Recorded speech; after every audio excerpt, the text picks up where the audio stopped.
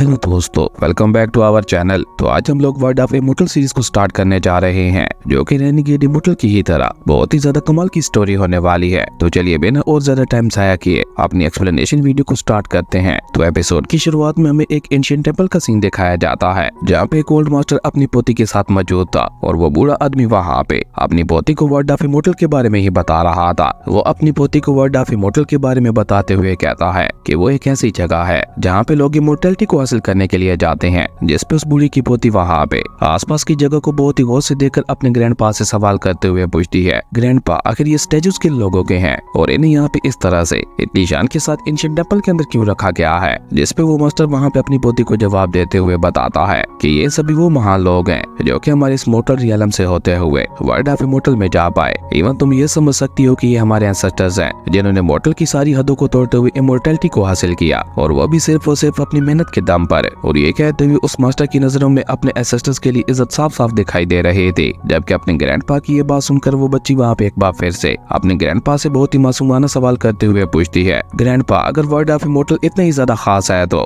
आप आखिर word of immortal में क्यों नहीं गए। अपनी पोती की ये बात सुनकर हम देखते हैं कि वो बूढ़ा भी वहाँ पे थोड़ा उदास हो जाता है, और वो वहाँ पे अपनी पोती को जवाब देते हुए बताता है, मैंने कई 100 सालों तक कल्टीवेशन की प्रैक्टिस की, और जब मुझे लगा कि अब मैं वर्ड ऑफ इमोर्टल में जाने के काबिल हो गया हूँ तो मैं हेमली गेट के इस्तेमाल करते हुए वर्ड ऑफ इमोर्टल की इंटरेस्ट पे पहुंचा। लेकिन वहां जाने पे मुझे पता चला कि मेरी बॉडी के अंदर मौजूद स्पिरिचुअल एनर्जी तो वर्ड ऑफ इमोर्टल के अंदर जाने के काबिल ही नहीं है, इसलिए मुझे वर्ड ऑफ इमोर्टल के अंदर जाने से भी रोक दिया गया था। पर मेरी बच्ची, अब तुम्हें ही मेरे इस सपने को पूरा करना होगा, और मुझे तुम पे पूरी उम्मीद है कि तुम अपने इस पूरे ग्रैंडपा के सपने को जरूर पूरा करोगी। यहाँ अपने ग्रैंडपा की ये सारी बातें सुनकर हम देखते हैं कि उस बच्ची को भी अपने मास्टर के लिए बहुत ही ज्यादा बुरा महसूस हो रहा था। लेकिन उसी के साथ साथ उस बच्ची ने अपने मन ही मन में ठान लिया था कि वो इतनी ज्यादा हार्ड प्रैक्टिस करेगी कि वो एक दिन वर्ड ऑफ इमोर्टल के अंदर जाके रहेगी, और ऐसा करके वो अपने ग्रैंडपा का सपना भी पूरा करेगी। उसके बाद सीन चेंज होता है और हमें पूरे 10 सालों बाद का सीन दिखाया जाता है, जहाँ वही छोटी बच्ची जिसका नाम लिन वो था, वो इन 10 सालों में बहुत ही ज्यादा हार्ड प्रैक्टिस करते हुए निर्वाणा लेवल को अचीव कर चुकी थी, और इसी वजह से उसे भी वहाँ पे हेमली गेट के थ्रू वर्ड ऑफ इमोर्टल के अंदर जाने का मौका मिलने वाला था। जिसके चलते हम देखते हैं कि पूरे मोर्टल वर्ल्ड में तो खुशी का माहौल छाया हुआ था, क्योंकि ये उन सभी मोर्टल्स के लिए एक बहुत ही बड़ी बात थी कि उन सभी में से कोई एक मोर्टल वर्ड ऑफ इमोर्टल के अंदर जाने वाला था। और इसी खुशी के चलते सिटी के लोगों ने लिन वू को डिवाइन लेडी का भी नाम दे दिया था। इसलिए हम देखते हैं कि पूरी सिटी में बस डिवाइन लेडी के ही चर्चे चल रहे थे, और उसी के साथ साथ उन सब के मन में एक बहुत बड़ा सवाल ये भी था कि क्या वाकई divine lady word of immortal के अंदर जा पाएगी, या फिर बाकी हजारों कल्टीवेटर्स की तरह वो भी इसमें नाकाम हो जाने वाली है। और जब ये सवाल एक पर्सन अपने साथी से पूछता है तो उसका साथी उसे वहाँ पे जवाब देते हुए बताता है, मेरे ख्याल से तो डिवाइन लेडी बहुत ही आसानी के साथ वर्ड ऑफ इमोर्टल के अंदर चली जाएगी, क्योंकि तुम खुद ही देखो पिछले 20 सालों से आज तक उसे कोई भी नहीं हरा पाया। इवन उसने अकेले पूरी स्नो वैली तक को हरा दिया था। इसी से तुम अंदाजा लगा सकते हो कि हमारी डिवाइन लेडी कितनी ज्यादा ताकतवर है। और शायद तुम ये बात नहीं जानते कि वर्ड ऑफ इमोर्टल ऐसे ताकतवर लोगों की बहुत ज्यादा कदर करता है। खैर अभी ये सारी बातें तो वहाँ पे चल ही रही थी कि तभी अचानक हमें वहाँ पे सिटी के चारों तरफ रॉयल फैमिली के कुछ गार्ड्स को दिखाया जाता है। असल में इन गार्ड कल्टीवेटर्स को खबर मिली थी कि आज कोई डिवाइन लेडी के वर्ड ऑफ इमोर्टल जाने में रुकावट पैदा करने वाला है, इसलिए सभी गार्ड कल्टीवेटर्स पीछे से ही छुप कर इस सब के ऊपर नजर रखे हुए थे, ताकि अगर उन्हें किसी पे भी शक हो तो वो दूर से ही उसे पहचानते हुए जाकर पकड़ ले। और इसी बीच हमें वहाँ पे हमारा हीरो ज़ेओ चेंग दिखाया जाता है, जो कि वैसे तो अब बस एक मामूली से ही कल्टीवेटर बन के रह गया था, लेकिन फिर भी उसका ऑरा इतना ज्यादा पावरफुल और कमाल का था कि वो वहाँ पे उन सभी मोर्टल्स में से बिल्कुल अलग ही दिखाई दे रहा था। जिसके चलते उन सभी गार्ड कल्टीवेटर्स की नजर भी हमारे हीरो ज़ेओ चेंग के ऊपर पड़ जाती है। जिसके साथ ही हम देखते हैं कि उन सभी लोगों ने वहाँ पे बहुत ही गौर के साथ ज़ेओ चेंग के ऊपर नजर रखना शुरू कर दी थी। इवन अब उन लोगों को वहाँ पे ये भी शक होने लगा था कि शायद ये वही पर्सन है जो कि डिवाइन लेडी के वर्ड ऑफ इमोर्टल में जाने में रुकावट पैदा करने वाला है। पर ज़ेओ चेंग भी कम नहीं था, और भले ही अभी के लिए वो मोर्टल वर्ल्ड में मौजूद था, लेकिन उसी के साथ साथ वो एक मार्शल आर्ट मास्टर भी था। इसलिए जैसे ही ज़ेओ चेंग को वहाँ पे इस बात का एहसास होता है कि रॉयल फैमिली के कल्टीवेटर्स वहाँ पे उसके ऊपर नजर रखे हुए हैं, तो ज़ेओ चेंग अचानक ही वहाँ पे अपनी खास टेक्निक का इस्तेमाल करते हुए बहुत ही आसानी के साथ उन रॉयल कल्टीवेटर्स की आंखों से गायब हो जाता है। और वहाँ से होता हुआ ज़ेओ चेंग काफी दूर आ चुका था, लेकिन उन रॉयल गार्ड से बचते हुए ज़ेओ चेंग जिस जगह पे आता है वहाँ पे उसे और भी गार्ड्स का ऑरा महसूस हो रहा था। और जब ज़ेओ चेंग वहाँ पे एक एक करके उन सभी का ऑरा महसूस करता है तो उसे वहाँ पे पता चल जाता है कि टोटल 7 गार्ड कल्टीवेटर्स यहाँ पे उसके ऊपर नजर रखे हुए हैं। इवन हम देखते हैं कि ज़ेओ चेंग के सेंसेस इतने ज्यादा कमाल के थे कि वो न सिर्फ वहाँ पे उन सभी गार्ड कल्टीवेटर्स के ऑरा को महसूस कर पा रहा था, बल्कि वो वहाँ पे उनकी हर एक सांस तक को भी अच्छे से महसूस कर पा रहा था। जिसके साथ ही ज़ेओ चेंग को वहाँ पे ये भी पता चल जाता है कि ये सातों के सातों गार्ड कल्टीवेटर्स फाइटर्स है, मार्शल आर्ट टीएलएम के वॉरियर्स हैं। जो देखकर तो ज़ियाओ चेंग के फेस के ऊपर भी एक कोल्ड स्माइल आ जाती है और ज़ियाओ चेंग उनके हाथों में वेपन्स को देखकर वहाँ पे ये भी समझ जाता है कि ये सभी के सभी गॉड कल्टीवेटर्स यहाँ पे मुझे पकड़ने के लिए या फिर मुझे खत्म करने के लिए आए हैं। पर अगर इन गॉड कल्टीवेटर्स की तादाद 7 है तो फिर भला मुझे इनसे क्या डर है। इन मामूली से 7 मार्शल आर्ट वॉरियर्स को खत्म करना तो मेरे बाएं हाथ का खेल है। इसलिए अब की बात ज़ियाओ चेंग वहाँ पे छुपने की बजाय बहुत ही एटीट्यूड के साथ वहाँ से आगे बढ़ने लगता है। लेकिन जब वहाँ पे थोड़ा आगे जाने के बावजूद भी वो गॉड कल्टीवेटर्स वहाँ पे ज़ियाओ चेंग के ऊपर अटैक नहीं करते तो ज़ियाओ चेंग वहाँ पे बहुत ही एटीट्यूड के साथ खुद ही अपनी जगह पे रुककर उन गार्ड्स की तरफ देखते हुए कहता है, अब क्या तुम लोग यहाँ पे मेरे जाने के बाद मेरे ऊपर अटैक करने वाले हो? देखो मैं यहाँ से जाने वाला हूँ और मेरे ऊपर अटैक करने का यही सही मौका है। ज़ियाओ चेंग की ये बात सुनकर हम देखते हैं कि उन सातों के सातों गॉड कल्टीवेटर्स को भी वहाँ पे एक बहुत बड़ा झटका लगता है, क्योंकि उन सभी ने वहाँ पे अपनी अपनी खास टेक्निक का इस्तेमाल करते हुए अपने सेंसेस को छुपा रखा था। लेकिन उसके बावजूद भी ज़ियाओ चेंग ने उन्हें वहाँ पे सेंस कर लिया था और यही बात उन गॉड कल्टीवेटर्स को वहाँ पे परेशान करने के लिए काफी थी। लेकिन अब क्योंकि वो सभी गॉड कल्टीवेटर्स वहाँ पे ज़ियाओ चेंग की नजरों में आ ही चुके थे तो वो सभी भी वहाँ पे जल्दी से अपने अपने वेपन्स को बाहर निकाल कर ज़ियाओ चेंग के सामने आते हुए उसके ऊपर हमला भी कर देते हैं, जिन्हें ज़ियाओ चेंग वहाँ पे बहुत ही तेजी के साथ जंप करते हुए बहुत ही आसानी के साथ डॉज कर देता है। पर उन गॉड कल्टीवेटर्स का ये अटैक कितना ज्यादा खतरनाक था कि उन्होंने पीछे पड़ी हुई बांस की लकड़ी तक को वहाँ पे बीचों बीच काट दिया था, जिसका मतलब था कि वो गॉड कल्टीवेटर्स ज़ियाओ चेंग को यहाँ पे जिंदा तो नहीं पकड़ने वाले थे। और उन गार्ड्स के इस खतरनाक अटैक के साथ ही हम देखते हैं कि वहाँ पे चारों तरफ आग भी लग चुकी थी, जो कि वहाँ के माहौल को और भी ज्यादा इंटेंस बना रही थी। और तभी उन गॉड कल्टीवेटर्स का लीडर वहाँ पे ज़ियाओ चेंग की तरफ देखकर गुस्से से चिल्लाते हुए कहता है, तो तुम वही ड्रैगन विलेज के धोखेबाज ज़ियाओ चेंग हो ना? मुझे लगा ही था हमारी डिवाइन लेडी को वर्ल्ड ऑफ इमॉर्टल में जाने से कोई तुम्हारे जैसा घटिया पर्सन ही रोक सकता है। लेकिन आज की रात मैं तुम्हें तुम्हारे इरादों में कभी भी कामयाब नहीं होने दूंगा। अगर तुमने डिवाइन लेडी के रास्ते में आने की कोशिश भी की तो मैं तुमसे वादा करता हूँ कि मैं तुम्हें जिंदा नहीं छोड़ूंगा। और ये कहते हुए उन गॉड कल्टीवेटर्स के लीडर ने वहाँ पे अपने लोगों को वहाँ पे दोबारा ज़ियाओ चेंग के ऊपर हमला करने के लिए भी आगे भेज दिया था। हालांकि ज़ियाओ चेंग वहाँ पे अपनी सफाई में काफी कुछ बोल सकता था, पर वो वहाँ पे अपनी सफाई देने की बजाय उल्टा उन गॉड कल्टीवेटर्स को मारने के लिए वहाँ पे बांस की एक बड़ी सी लकड़ी को उठा लेता है। असल में ज़ियाओ चेंग का एक ही असूल था, अगर कोई उसके साथ आराम से बात करता है तो वो भी उसके साथ बहुत ही रिस्पेक्ट से बात किया करता था। लेकिन अगर कोई बिना कुछ सोचे समझे ज़ियाओ चेंग के ऊपर हमला करते हुए उसे चोट पहुंचाने की कोशिश करता है तो ज़ियाओ चेंग भी फिर ऐसे लोगों के ऊपर बिल्कुल भी रहम नहीं दिखाता था। और आज भी यहाँ पे बिल्कुल ऐसा ही होने वाला था। और जैसे ही वो गॉड कल्टीवेटर्स ज़ियाओ चेंग के पास आकर वहाँ पे उसके ऊपर हमला करने की कोशिश करते हैं तो ज़ियाओ चेंग वहाँ पे अपनी बैम्बू स्टिक का इस्तेमाल करते हुए न सिर्फ वहाँ पे उन सभी गॉड कल्टीवेटर्स के हमलों को रोके जा रहा था, बल्कि उसी के साथ साथ वो वहाँ पे उन सभी गॉड कल्टीवेटर्स को बहुत ही बुरी तरह से पीटने भी लगा था। हालांकि ज़ियाओ चेंग भी सेम उन्हीं गॉड कल्टीवेटर्स के ही रियलम का था, लेकिन उसके बावजूद भी ज़ियाओ चेंग उन सभी को वहाँ पे ऐसे मारे जा रहा था कि जैसे ये सब बस उसके लिए एक बच्चों का खेल हो। इवन हम देखते हैं कि ज़ियाओ चेंग ने वहाँ पे कुछ गॉड कल्टीवेटर्स को हराने के बाद उनमें से गॉड कल्टीवेटर्स की सोड भी उसे छीन ली थी। और ये बात ज़ियाओ चेंग को वहाँ पे और भी ज्यादा खतरनाक बना रही थी। और अपनी सोड लेकर वो वहाँ पे बहुत ही एटीट्यूड के साथ आगे बढ़ते हुए उन गॉड कल्टीवेटर से कहता है कि मैं तुम लोगों को पहले ही अपनी सफाई देते हुए बता चुका था कि मेरा तुम्हारी डिवाइन लेडी या तुम लोगों के साथ कोई भी ताल्लुक नहीं है, और ना ही मैं यहाँ पे तुम्हारी डिवाइन लेडी को रोकने के लिए आया था। लेकिन अब जब तुम लोगों ने मेरी बात नहीं सुनी तो मैं भी अब तुम लोगों को अपनी सफाई बातों से तो नहीं बताने वाला, बल्कि अब प्रैक्टिकल करके ही दिखाऊंगा। ज़ियाओ चेंग की ये बात सुनकर हम देखते हैं कि उन गॉड कल्टीवेटर्स का लीडर भी वहाँ पे गुस्से से चिल्लाते हुए ज़ियाओ चेंग से कहता है कि मुझे तुम्हारी सफाई से कोई भी मतलब नहीं है, तुम एक धोखेबाज हो और तुम्हारे जैसे धोखेबाज को मैं यहाँ पे हमारी सिटी में बिल्कुल भी नहीं आने दे सकता। आए तुम यहाँ पे जिस भी मकसद से आए हो, लेकिन आज तुम यहाँ से जिंदा बचकर तो वापस नहीं जाने वाले। और ये कहकर वो लीडर खुद ही वहाँ पे गुस्से से अपनी सोड लेकर ज़ियाओ चेंग के ऊपर हमला करने के लिए आगे बढ़ जाता है, जहाँ पे ज़ियाओ चेंग भी अपनी सोड आगे करते हुए बहुत ही आसानी के साथ उसके अटैक को रोक देता है।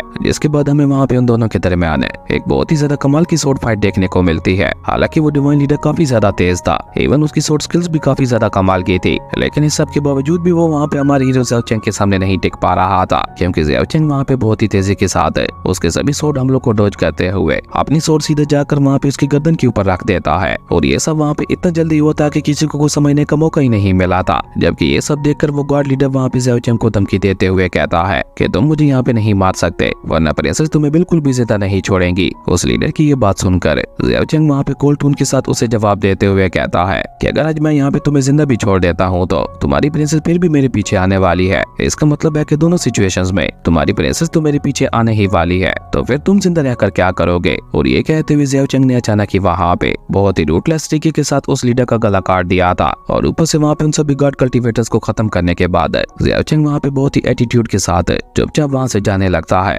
लेकिन अभी ज़ियाओ चेंग वहाँ पे थोड़ा ही आगे बढ़ा था कि उसे वहाँ पे प्रिंसेस प्रिंसेस एसोसिएशन की 4 और लेडी कल्टीवेटर्स घेर लेती हैं, जो कि वहाँ पे ज़ियाओ चेंग को घेरने के बाद उसे वहाँ पे सरेंडर करने के लिए बोलने लगी थी। पर ज़ियाओ चेंग तो ज़ियाओ चेंग था, वो वहाँ पे उन लेडी कल्टीवेटर्स की बात ना मानते हुए बहुत ही तेजी के साथ जंप करके वहाँ से भागने की कोशिश करता है, जो देखकर वो चारों लेडी कल्टीवेटर्स भी वहाँ पे जल्दी से अपनी स्पिरिचुअल रिबन टेक्निक का इस्तेमाल करते हुए ज़ियाओ चेंग को वहाँ पे अपनी स्पिरिचुअल रिबन्स के अंदर जकड़ लेती हैं। और जैसे ही ज़ियाओ चेंग वहाँ पे पकड़ा जाता है तो इसी के साथ वहाँ पे प्रिंसेस एसोसिएशन की लीडर जिसका नाम ज़ियाओ लिनर था और वो पूरी सिटी में रॉयल लेडी के नाम से भी जानी जाती थी, वो भी वहाँ पे आ जाती है, जो कि दिखने में जितनी ज्यादा खूबसूरत दिखाई दे रही थी उसका ऑरा उतना ही ज्यादा खतरनाक दिखाई दे रहा था। वो सीधे वहाँ पे ज़ियाओ चेंग के सामने आकर उससे सवाल करते हुए पूछती है, तो क्या तुम हो ज़ियाओ चेंग? उस प्रिंसेस की ये बात सुनकर हम देखते हैं कि ज़ियाओ चेंग भी वहाँ पे गुस्से से चिल्लाते हुए उससे कहता है कि आखिर तुम सभी लोग हाथ धोकर मेरे पीछे ही क्यों पड़े हुए हो? मैं तो बस यहाँ पे डिवाइन लेडी को वर्ल्ड ऑफ इमॉर्टल के अंदर जाते हुए देखने के लिए आया था, लेकिन तुम्हारी एसोसिएशन है बिना किसी सबूत के मेरे ऊपर अटैक करते हुए मेरे लिए परेशानी खड़ी कर रहे हैं। और ये कहकर ज़ियाओ चेंग वहाँ पे रॉयल लेडी को अपनी सफाई देते हुए कहता है कि तुम मुझे जिस लड़की का कातिल समझती हो, इवन उस लड़की को भी मैंने नहीं मारा था, वो सब कुछ बस एक हादसा था। वो बस एक हादसे के चलते खाई में जा गिरी थी, उसकी मौत को मुझसे कुछ भी लेना देना नहीं था। लेकिन हम देखते हैं कि ज़ियाओ चेंग की ये बात सुनकर तो ज़ियाओ लिनर को वहाँ पे और भी ज्यादा गुस्सा आ जाता है और वो वहाँ पे गुस्से से अपनी लेडी कल्टीवेटर्स को ज़ियाओ चेंग को मारने का आदेश दे देती है। अब अपनी प्रिंसेस की ये बात सुनकर हम देखते हैं कि वो चारों लेडी कल्टीवेटर्स भी वहाँ पे अपने स्पिरिचुअल रिबन का इस्तेमाल करते हुए ज़ियाओ चेंग की बॉडी को वहाँ पे दोनों तरफ से खींचने लगी थी, जिसके चलते बेचारे ज़ियाओ चेंग को वहाँ पे अपनी बॉडी के अंदर बहुत ही ज्यादा पेन होने लगा था, जो देखकर अब ज़ियाओ चेंग भी वहाँ पे समझ चुका था कि ये लोग यहाँ पे इतनी आसानी के साथ तो मेरा पीछा नहीं छोड़ने वाले। इसलिए ज़ियाओ चेंग वहाँ पे अचानक ही अपनी एक मिस्टीरियस गोल्डन इंस्क्रिप्शन टेक्निक को एक्टिवेट कर लेता है। इस टेक्निक को मैंने मिस्टीरियस इसलिए बोला क्योंकि इसके बारे में खुद ज़ियाओ चेंग को भी कुछ नहीं पता था। ये टेक्निक बचपन से ही उसके सोल सीरियलम के अंदर मौजूद थी, जिसके बारे में खुद ज़ियाओ चेंग को भी 11 साल की उम्र में पता चला। और आज ज़ियाओ चेंग जहाँ भी है उसके पीछे इस गोल्डन इंस्क्रिप्शन टेक्निक का बहुत बड़ा हाथ है, क्योंकि इसी टेक्निक का इस्तेमाल करते हुए ज़ियाओ चेंग ने आज तक काफी सारे पावरफुल कल्टीवेटर्स को हराया है। और आज भी ज़ियाओ चेंग वहाँ पे अपनी उसी मिस्टीरियस इंक्रिप्शन टेक्निक का इस्तेमाल करते हुए खुद को वहाँ पे उन लेडी कल्टीवेटर्स के चुंगल से आजाद करवा लेता है, जो देखकर तो रॉयल लेडी को भी वहाँ पे एक बहुत बड़ा झटका लगता है। पर अभी वो वहाँ पे इसी तरह से हैरान हो ही रही थी कि तभी इस मौके का फायदा उठाकर ज़ियाओ चेंग वहाँ पे बहुत ही तेजी के साथ आगे बढ़ते हुए रॉयल लेडी ज़ियाओ लिनर के ऊपर भी हमला करना स्टार्ट कर देता है। लेकिन हमें वहाँ पे देखने को मिलता है कि रॉयल लेडी भी कम ताकतवर नहीं थी, वो वहाँ पे ज़ियाओ चेंग के सभी हमलों को बहुत ही आसानी के साथ रोके जा रही थी। इवन ज़ियाओ चेंग वहाँ पे रॉयल लेडी को हराने के लिए अपने स्पैरो बुलेट्स तक का इस्तेमाल कर लेता है, लेकिन उसके बावजूद भी वो वहाँ पे रॉयल लेडी को नहीं हरा पा रहा था। और ऊपर से ज़ियाओ लिनर वहाँ पे बहुत ही आसानी के साथ अपनी 2 फिंगर्स की मदद से ज़ियाओ चेंग के ऊपर अटैक करते हुए उसे वहाँ पे पीछे की तरफ फेंक देती है। और इस मौके का फायदा उठाकर ज़ियाओ लिनर भी वहाँ पे अपनी स्वॉर्ड लेकर बहुत ही तेजी के साथ ज़ियाओ चेंग के ऊपर जानलेवा हमला करने के लिए आगे बढ़ती है, जो देखकर तो ज़ियाओ चेंग भी वहाँ पे अपनी बची कुछ सारी एनर्जी को इकट्ठा करते हुए उसकी मदद से वहाँ पे अपने सामने एक 4th लेयर वाली शील्ड को क्रिएट कर देता है। हालांकि ज़ियाओ चेंग की ये डिफेंस टेक्निक थी तो बहुत ही ज्यादा पावरफुल है, लेकिन जैसे ज़ियाओ लिनर का अटैक आकर वहाँ पे उस शील्ड के साथ टकराता है तो ज़ियाओ चेंग वहाँ पे समझ चुका था कि वो वहाँ पे ज्यादा देर रॉयल लेडी को नहीं रोक पाएगा। इसलिए ज़ियाओ चेंग वहाँ से भागने में ही अपनी सलामती समझता है और ये सोचकर ज़ियाओ चेंग वहाँ पे मौके का फायदा उठाकर अपने अटैक को वहीं पे छोड़ते हुए खुद वहाँ पे बहुत ही तेजी के साथ वहाँ से भागने लगा था। जबकि ज़ियाओ लिनर भी वहाँ पे इतनी आसानी के साथ ज़ियाओ चेंग को भागने नहीं देना चाहती थी, इसलिए वो अपनी लेडी कल्टीवेटर्स को आदेश देते हुए कहती है कि तुम सभी लोग डिवाइन लेडी के सेशन का ख्याल रखना, तब तक मैं इस धोखेबाज को ठिकाने लगा कर आती हूँ। और ये कहकर ज़ियाओ लिनर भी वहाँ पे बहुत ही तेजी के साथ ज़ियाओ चेंग के पीछे निकल जाती है, जहाँ ज़ियाओ लिनर ने वहाँ पे ज़ियाओ चेंग के पीछे जाते हुए बहुत ही आसानी से उसे वहाँ पे पकड़ लिया था, जहाँ वो सीधे ज़ियाओ चेंग के सामने आते हुए उससे कहती है कि अच्छा है तुम यहाँ पे जो मर्जी कर लो, लेकिन आज तुम मेरे हाथों से नहीं बचने वाले। और ये कहकर ज़ियाओ लिनर ने अचानक ही वहाँ पे अपनी की हुई एनर्जी का इस्तेमाल करते हुए ज़ियाओ चेंग के ऊपर हमले करने शुरू कर दिए थे। पर ज़ियाओ चेंग भी कम नहीं था, वो वहाँ पे बहुत ही तेजी के साथ उसके हर एक हमले को डॉज करते हुए बस वहाँ से भाग ही जा रहा था। पर हम देखते हैं कि अब धीरे धीरे ज़ियाओ लिनर वहाँ पे ज़ियाओ चेंग के और भी ज्यादा क्लोज आती चली जा रही थी। और ऊपर से इसी बीच मौके का फायदा उठाकर ज़ियाओ लिनर वहाँ पे अपनी रेम्बो शॉट टेक्निक का इस्तेमाल करते हुए पीछे से ही ज़ियाओ चेंग के ऊपर एक बहुत ही ज्यादा खतरनाक जानलेवा हमला कर देती है, जिसे अब की बार ज़ियाओ चेंग ने वहाँ पे बहुत ही मुश्किल से डॉज किया था। और उसी के साथ साथ ज़ियाओ चेंग को वहाँ पे ये भी एहसास हो गया था कि अगर मैं यहाँ पे इसी तरह से भागता रहा तो मुझे नहीं लगता मैं ज्यादा देर तक यहाँ पे अपनी जान बचा पाऊंगा। और अब इस लड़की से बचने का मेरे पास सिर्फ एक ही रास्ता है कि मैं यहाँ पे भागना छोड़कर हेड टू हेड से टक्कर दूं, तब हो सकता है कि मेरे जीतने के भी कुछ चांसेस बढ़ जाएं। और ये कहकर ज़ियाओ चेंग अचानक ही वहाँ पे एक जगह पे रुकते हुए दोबारा वहाँ पे अपनी मिस्टीरियस गोल्डन इंस्क्रिप्शन टेक्निक का इस्तेमाल करके उसकी सारी एनर्जी को वहाँ पे अपने पंच के अंदर ट्रांसफर करने लगा था, जो देखकर ज़ियाओ लिनर भी कहाँ पीछे रहने वाली थी। वो भी अपनी की हुई एनर्जी को वहाँ पे अपनी स्वॉर्ड के अंदर इकट्ठा करते हुए दोबारा अपनी स्वॉर्ड लेकर ज़ियाओ चेंग के ऊपर हमला करने के लिए आगे बढ़ जाती है, जो देखकर ज़ियाओ चेंग भी जल्दी से वहाँ पे अपने अटैक को क्रिएट करते हुए ज़ियाओ लिनर के अटैक के ऊपर ही जाकर अटैक कर देता है। लेकिन ज़ियाओ लिनर को वो अटैक बहुत ही ज्यादा पावरफुल था, जो कि वहाँ पे बहुत ही आसानी के साथ ज़ियाओ चेंग के अटैक को डिस्ट्रॉय करते हुए उसे वहाँ पे चकनाचूर कर देता है, जो देखकर तो खुद ज़ियाओ चेंग को भी वहाँ पे एक बहुत बड़ा झटका लगता है। और इसी बीच ज़ियाओ लिनर का अटैक सीधा वहाँ पे उसके अटैक को डिस्ट्रॉय करते हुए उसकी तरफ ही बढ़ रहा था। और अगर ज़ियाओ लिनर का ये अटैक ज़ियाओ चेंग के साथ टकरा जाता तो ज़ियाओ चेंग का मरना तय था। और इस बात का अंदाजा वहाँ पे ज़ियाओ चेंग को भी हो चुका था कि बहुत ही जल्द यहाँ पे उसकी मौत होने वाली है। लेकिन अभी ज़ियाओ चेंग वहाँ पे ये सब सोच ही रहा था कि तभी हम देखते हैं कि अचानक ही वहाँ पे बहुत ही मिस्टीरियस तरीके के साथ वहाँ का पूरा टाइम ही रुक जाता है। और ये काम किसी और ने नहीं बल्कि डिवाइन लेडी लिन वू ने ही किया था, क्योंकि अब वो किसी भी लम्हे वर्ल्ड ऑफ इमॉर्टल में जाने वाली थी। पर वर्ल्ड ऑफ इमॉर्टल में जाने से पहले वो एक बार यहाँ पे अपनी इस दुनिया और अपने लोगों को अच्छी तरह से महसूस करना चाहती थी। इसलिए वो वहाँ पे अपनी निर्वाणा पावर्स का इस्तेमाल करते हुए आसपास का पूरा टाइम रोक देती है। असल में जब भी कोई एक बार वर्ल्ड ऑफ इमॉर्टल के अंदर चला जाता है तो उसके लिए वापस मोटर रियलम के अंदर आ पाना बहुत ही ज्यादा मुश्किल हो जाता है। और डिवाइन लेडी तो बचपन से यहीं पे पली बड़ी थी, तो वो इतनी आसानी से अपनी इस दुनिया को कैसे भूल सकती थी। इसलिए वो जाने से पहले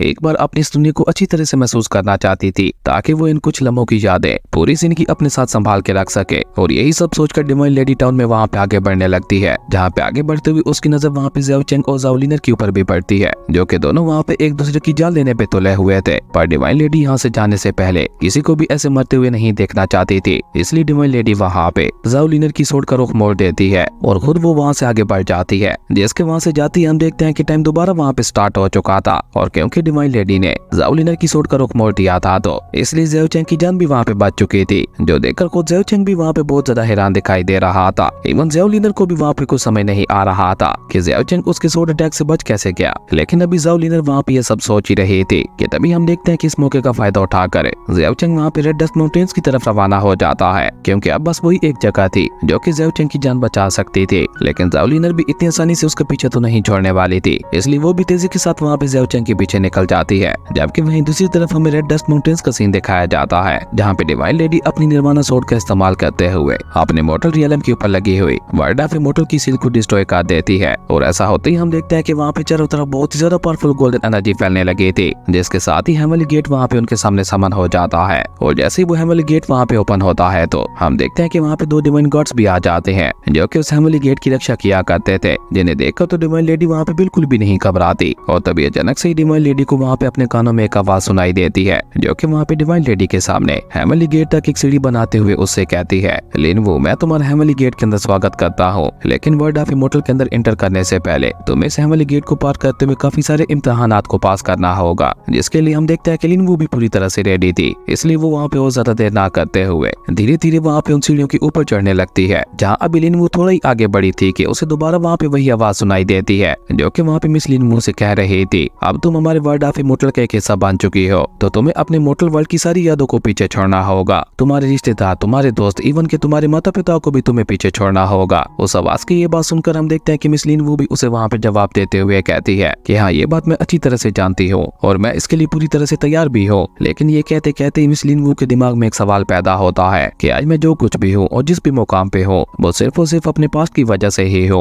और अगर मैंने अपना पास्ट ही भुला दिया तो क्या वाकई मेरा ये अस्तित्व बाकी रहेगा? और इसी सवाल का जवाब अपने दिमाग में ढूंढते हुए मिस लिन वू वो सीढ़ियां ऊपर चढ़ती जा रही थी। और इसी बीच हम देखते हैं कि ज़ियाओ चेंग भी वहाँ पे पहुंच जाता है, जो कि वहाँ पे थोड़ा इंजर्ड भी दिखाई दे रहा था। लेकिन जैसे ही उसकी नजर वहाँ पे हेवनली गेट के ऊपर पड़ती है तो वो वहाँ पे काफी ज्यादा खुश हो जाता है, क्योंकि रेड डस्ट माउंटेन्स के ऊपर आने का उसका मकसद जो पूरा हो चुका था। लेकिन अभी ज़ियाओ चेंग वहाँ पे खुश हो ही रहा था कि तभी ज़ियाओ लिनर भी वहाँ पे ज़ियाओ चेंग का पीछा करते हुए वहाँ पे पहुंच जाती है, जो कि दोबारा वहाँ पे ज़ियाओ चेंग के ऊपर अटैक करते हुए उससे कहती है कि आज चाहे कुछ भी हो जाए मैं तुम्हें खत्म करके रहूंगी, क्योंकि अब बात हमारी रॉयल फैमिली की इज्जत पे आ चुकी है, इसलिए तुम्हें हमारी रॉयल फैमिली की शान के लिए मरना ही होगा। और ज़ियाओ लिनर के उस अटैक को रोकने के लिए ज़ियाओ चेंग भी दोबारा वहाँ पे अपनी मिस्टीरियस गोल्डन एस्केपिंग टेक्निक को एक्टिवेट कर चुका था। जबकि वहीं दूसरी तरफ हम देखते हैं कि मिस लिन वू के मन में तो अभी तक भी वहाँ पे वही सवाल चल रहा था, और उसी के बारे में सोचते हुए वो वहाँ पे उन सीढ़ियों के ऊपर चढ़ती जा रही थी। और इस बात का एहसास वहाँ पे उस आवाज को भी हो जाता है, जो कि और किसी की नहीं बल्कि हेवनली डीटी की ही थी। वो हेवनली डीटी अचानक से ही वहाँ पे मिस लिन वू से कहता है, यही तो तुम्हारा इम्तिहान था कि तुम अपने मोर्टल वर्ल्ड की यादों को पीछे छोड़ सकती हो या नहीं, पर अभी तक भी तुम्हारा दिल मोर्टल वर्ल्ड को लेकर बहुत ही ज्यादा कमजोर है, जिसका मतलब है कि अभी तुम वर्ल्ड ऑफ इमॉर्टल के अंदर जाने के काबिल नहीं हो। और ये कहकर वो हेवनली डीटी वहाँ पे अपने हेवनली गॉड्स को आदेश देते हुए कहता है कि वर्ल्ड ऑफ इमॉर्टल का रास्ता काट दो। उस हेवनली डीटी की ये बात सुनकर हम देखते हैं कि वो दोनों हेवनली गॉड्स भी वहाँ पे और ज्यादा देर ना करते हुए अपनी बड़ी बड़ी एक्सेस की मदद से वहाँ पे वर्ल्ड ऑफ इमोर्टल का रास्ता काट देते हैं, जिसके साथ ही वहाँ पे एक बहुत बड़ा ब्लास्ट हो गया था और मिस लिन वू वहाँ पे उन लेटर्स के साथ बहुत ही तेजी से नीचे गिरने लगे थे, जो देखकर डूटाउन के लोगों को भी वहाँ पे एक बहुत बड़ा झटका लगता है। और ज़ियाओ चेंग जो कि वहाँ पे ज़ाओ लिनर के साथ फाइट कर रहा था, वो भी वहाँ पे उन आग के गोलों को नीचे गिरते हुए देखकर समझ जाता है कि डिवाइन लेडी अपने सेशन में फेल हो चुकी है। लेकिन इसी के साथ साथ ज़ियाओ चेंग के मन में ये भी सवाल उठने लगा था कि आखिर ऐसा हुआ क्यों होगा। Divine lady to world of immortal में जाने के लिए पूरी तरह से रेडी थी, इवन उसने तो वर्ल्ड ऑफ इमोर्टल की रिस्ट्रिक्शन को भी बहुत ही इजीली डिस्ट्रॉय कर दिया था, तो इस सब के बावजूद भी वो नाकाम कैसे हो गई। और ये सब सोचने के साथ साथ ज़ियाओ चेंग अभी तक भी वहाँ पे ज़ाओ लिनर के साथ फाइट कर रहा था, जबकि वहीं दूसरी तरफ हम देखते हैं कि मिस लिन वू जो कि वहाँ पे बहुत ही तेजी के साथ नीचे गिर रही थी, वो वहाँ पे खुद से ही सवाल करते हुए पूछती है, क्या वाकई मेरा दिल इतना ज्यादा कमजोर है जो कि मुझे वर्ल्ड ऑफ इमोर्टल में जाने से भी रोक रहा है? नहीं, ऐसा नहीं हो सकता, मैं इतना क्लोज आने के बाद अब वापस नहीं जा सकती, मुझे कुछ भी करके वर्ल्ड ऑफ इमोर्टल के अंदर जाते हुए अपने ग्रैंडपा का सपना पूरा करना ही होगा। जबकि वहीं दूसरी तरफ हम देखते हैं कि ज़ाओ लिनर वहाँ पे ज़ियाओ चेंग के साथ फाइट करते हुए उसे रेड डेस्क माउंटेन्स के बिल्कुल पीक पे ले आई थी, और इसी का फायदा उठाकर ज़ाओ लिनर वहाँ पे ज़ियाओ चेंग के ऊपर अपना फाइनल अटैक करते हुए उसे रेड डेस्क माउंटेन से नीचे फेंक देती है। लेकिन ज़ाओ लिनर का ये अटैक इतना ज्यादा खतरनाक और पावरफुल था कि उस पहाड़ का वो पूरा आखिरी हिस्सा ही वहाँ पे टूट जाता है, जिसके चलते हम देखते हैं कि वहाँ पे ज़ियाओ चेंग के साथ साथ खुद ज़ाओ लिनर भी वहाँ पे पहाड़ से नीचे गिरने लगे थे। जबकि वहीं नीचे गिरते हुए ज़ियाओ चेंग को वहाँ पे बहुत ही ज्यादा पावरफुल स्पिरिचुअल एनर्जी का एहसास होता है, और ये एनर्जी किसी और की नहीं बल्कि डिवाइन लेडी की ही थी, जो कि वहाँ पे दोबारा हेवनली गेट तक पहुंचने के लिए वहाँ पे अपने स्पिरिट फिनिक्स को भी समन कर चुके थे, जिसकी मदद से वो दोबारा वहाँ पे धीरे धीरे हेवनली गेट की तरफ आगे बढ़ने लगती है। जो देखकर हेवनली डैडी दोबारा वहाँ पे उसे सवाल करते हुए पूछता है, क्या कि तुम अपने इन इमोशंस और कमजोर दिल के साथ वर्ल्ड ऑफ इमोर्टल में कैसे जाओगी? और अगर तुम इस तरीके से वर्ल्ड ऑफ इमोर्टल के अंदर जाती हो तो तुम वहाँ पे एक दिन के लिए भी सर्वाइव नहीं कर पाओगी। और हेवनली डैडी कैसा कहते ही हम देखते हैं कि वो दोनों हेवनली गॉड्स भी वहाँ पे मिस लिन वू को रोकने के लिए तैयार हो चुके थे, जबकि मिस लिन वू भी वहाँ पे अपनी स्वॉर्ड को बाहर निकालकर खुद को फाइट के लिए तैयार करते हुए हेवनली डैडी से कहती है, मेरी ये इमोशंस ही तो मेरी असल ताकत है, आज मैं इस निर्वाणा रियलम तक भी सिर्फ और सिर्फ अपने इमोशंस की वजह से ही पहुंच पाई हो, और तुम्हें लगता है कि मेरे इमोशंस मेरी कमजोरी है? नहीं, ऐसा हरगिज भी नहीं है। देखना, मैं अपने इन इमोशंस का ही इस्तेमाल करते हुए एक दिन इमोर्टैलिटी को भी हासिल करूंगी। और ये कहकर मिस लिन वू वहाँ पे अपनी निर्वाणा स्वॉर्ड का इस्तेमाल करते हुए उन दोनों हेवनली गॉड्स के ऊपर हमला करते हुए बहुत ही आसानी के साथ उन दोनों को वहाँ पे खत्म कर देती है, जिनके खत्म होते ही हम देखते हैं कि मिस लिन वू के लिए वहाँ पे हेवनली गेट का रास्ता दोबारा वहाँ पे खुल गया था। और अब क्योंकि हेवनली गेट का रास्ता खुल चुका था तो इसलिए वो हेवनली गेट खुद ब खुद ही वहाँ पे मिस लिन वू को अपने अंदर खींच लेता है। और क्योंकि वहाँ पे मिस लिन वू के पीछे पीछे ज़ियाओ चेंग और ज़ियाओ लिनर भी मौजूद थे तो इसलिए वो हेवनली गेट वहाँ पे मिस लिन वू के साथ साथ ज़ियाओ चेंग और ज़ियाओ लिनर को भी वहाँ पे अपने अंदर खींच लेता है। और जैसे ही ज़ियाओ चेंग को वहाँ पे इस बात का एहसास होता है कि वो हेवनली गेट से होते हुए वर्ल्ड ऑफ इमोर्टल के अंदर जा रहा है तो उसे वहाँ पे मोटर रियलम के अंदर मौजूद अपने सभी प्यारों की याद आने लगी थी। और सबसे ज्यादा ज़ियाओ चेंग को याद अपनी लवर की आ रही थी, जिसने प्यार से ज़ियाओ चेंग के हाथ पे एक रेड ब्रेसलेट बांधा था। और यही सब याद करते हुए ज़ियाओ चेंग वहाँ पे वर्ल्ड ऑफ इमोर्टल के अंदर एंटर कर चुका था, जहाँ पे आते साथ ही ज़ियाओ चेंग वहीं पे गिरकर बेहोश हो चुका था और उसकी लवर का बांधा वो ब्रेसलेट भी उसके हाथ से अलग हो चुका था। और Xiao Cheng world of immortal की जिस जगह पे आके गिरा था, ये जगह ड्रैगन आइसलैंड के नाम से जानी जाती थी, जो कि दिखने में बहुत ही ज्यादा कूल और खूबसूरत दिखाई दे रहे थे। इवन हम देखते हैं कि वहाँ पे मछलियां पानी के बगैर ही उड़ रही थी और पानी के अंदर धीरे धीरे एक यूनिकॉर्न जन्म ले रहा था, जिससे निकलने वाली एनर्जी और चमक बहुत ही ज्यादा थी। और ये सारी चीजें मिलकर इस जगह को और भी ज्यादा खूबसूरत बना रही थी। लेकिन आप तो जानते ही हैं, जो जगह दिखने में जितनी ज्यादा खूबसूरत दिखाई देती है, असल में वो जगह उतनी ही ज्यादा खतरनाक होती है। और इसी बीच हम देखते हैं कि वो बेबी यूनिकॉर्न